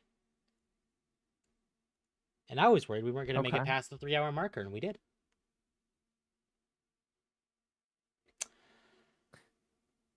Cool. Sorry, this week is it's been a long one. No, I mean, you know. I get it. Cinder. But more than that. Yeah, more than that. More than that, indeed.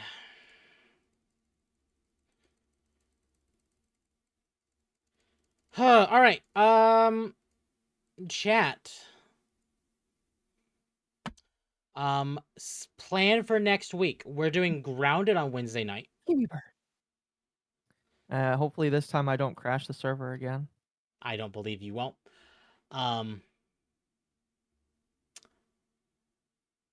I do want to apologize already that we did not do Crow Country this week. On the day that I was supposed to do that, our internet was taking a shit.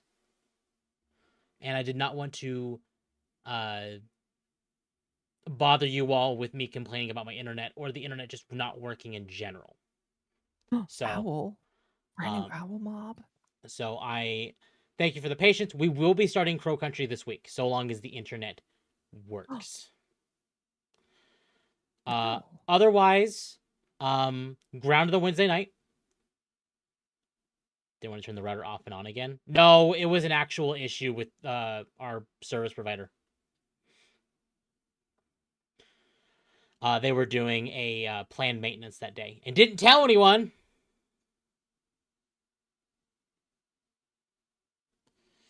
So, but it should not be a problem again this upcoming week. So, Grounded Wednesday, Crow Country on Friday, Abiotic Factor with Magma on Saturday, and then, of course, Dogwave on Sunday. I did mention that I did remove Baldur's Gate 3 from the schedule, mostly because everyone's schedule for Baldur's Gate 3 is not quite consistent, and I don't want to put Baldur's Gate 3 on the schedule and have y'all expect it and then not doing it. So, until the time is right again, Baldur's Gate 3 is pretty much going on hiatus. But we will finish it. Even if I have to finish it on my own, we will be finishing it. But that's what I'm doing next week. What are you doing next week? About the same. I might try and finish the Cinder doc on Wednesday. Well, finish is relative. I might do another stream on Wednesday for just Cinder, unless somebody else crazy happens, honestly.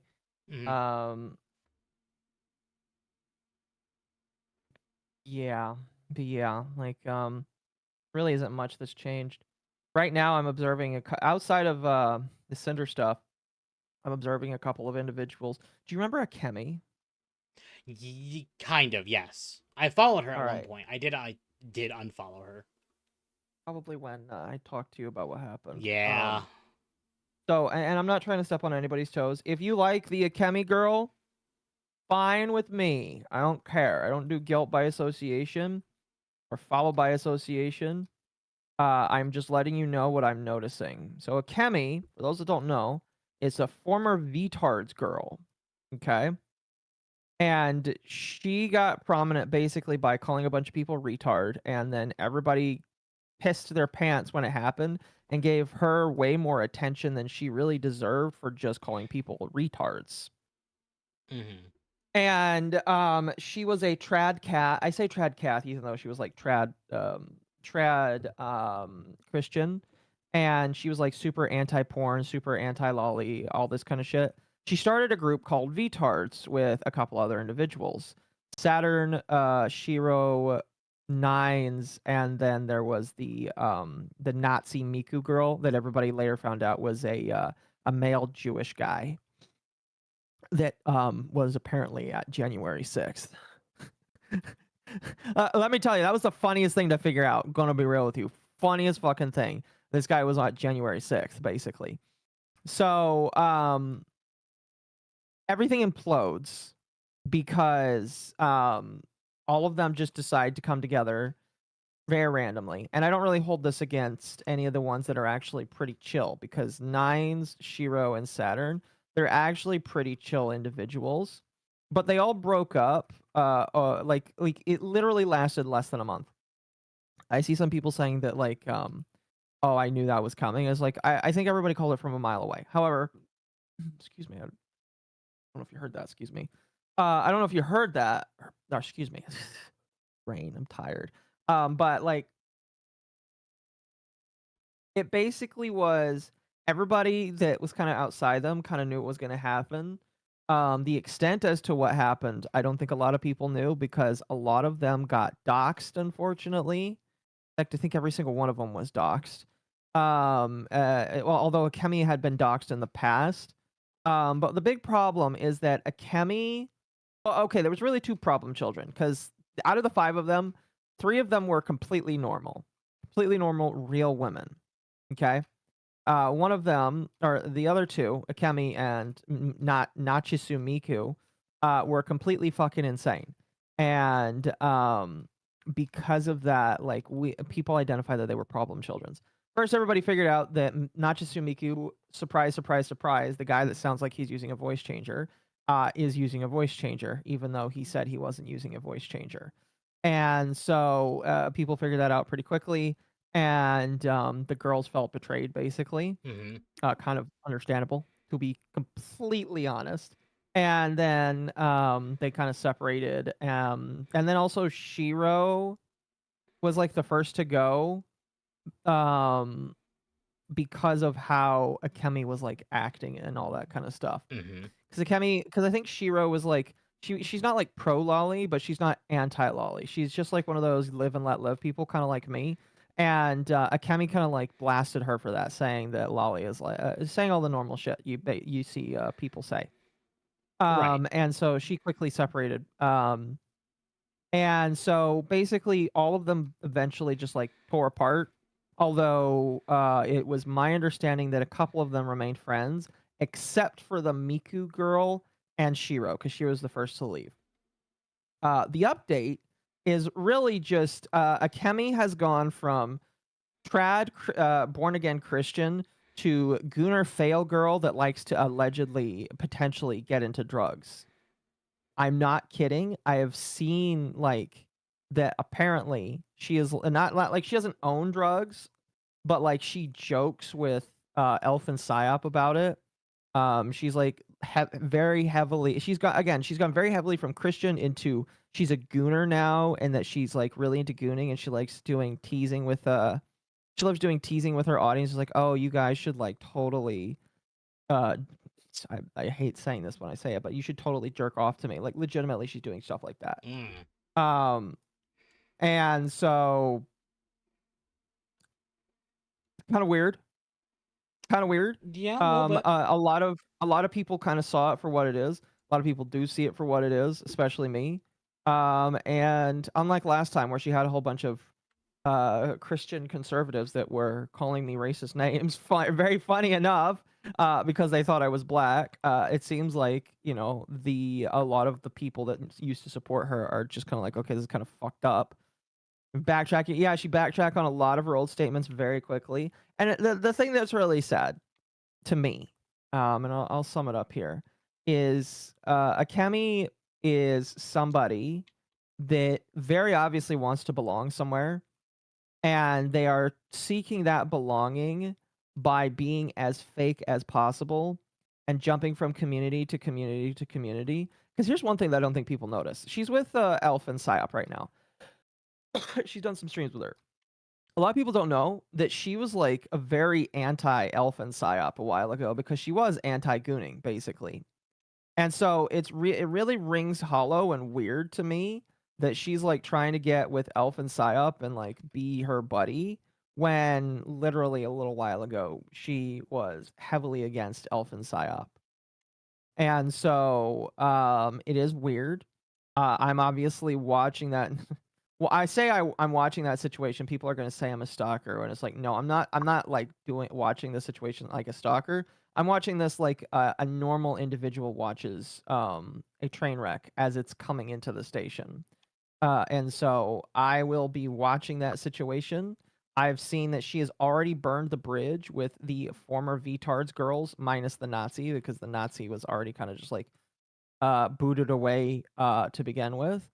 And yeah, it's a very interesting situation, very interesting, very weird, and again, extremely sad, because the Akemi girl, she has a boyfriend, or at least I thought she did. Maybe she doesn't anymore, no idea.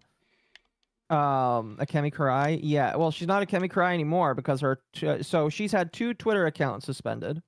First one that was over 10,000 followers got suspended. And then another one got suspended recently, probably because enough people reported it for ban evasion. And now she's like on a very tiny one that's like she's trying to grow. And you know, I really don't care if she gets suspended or not. I just can't be asked, because she's one of those people that is very volatile and very gross to me, because like she attacked me because I unfollowed her. I used to follow her. I asked her about some drama she had been in, and then I unfollowed her. I can't even remember why. And she bitched at me. So, How dare you? I know. And ever since then, I've been talking to people that have been like, oh, yeah, I've been very careful about that individual. An artificial personality, a very, very artificial personality. She's kind of like Nux Taku, only Nux Taku, the difference between her and him is his shifts come and go in phases. She literally like changes every other month, it feels like. I literally think that like in a couple of months, she'll be jumping to something completely different. Right. So, anyway. That's really about it, honestly. I don't know, man. It's really weird. Really, really, really weird. And I feel bad for the people that are tied around her. Like, again, the former VTards girls.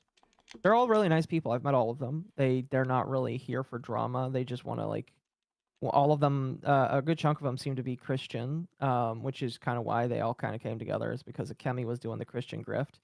And they came together, probably not recognizing that Kemi was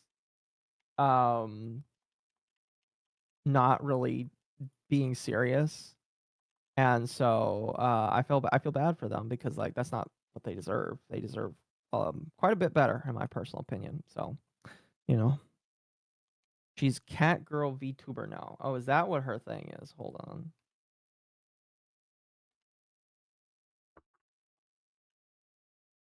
Not showing up. Hold on.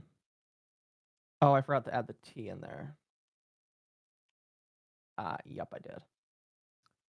I did. Yeah, all she's doing is trying to just grift right now. And I feel like, unfortunately, unfortunately, people are just falling for it. But all you can really do is just warn people of how dangerous she is. Because and like, not try to push people away from her. But you can just tell them, hey, this is what's going on. And yeah, it's just, she's weird. She's fucking weird, man. I don't like her. I don't like how she acts, how she attempts to hurt people just for slights. Not a Kemi, very subtle. Yeah.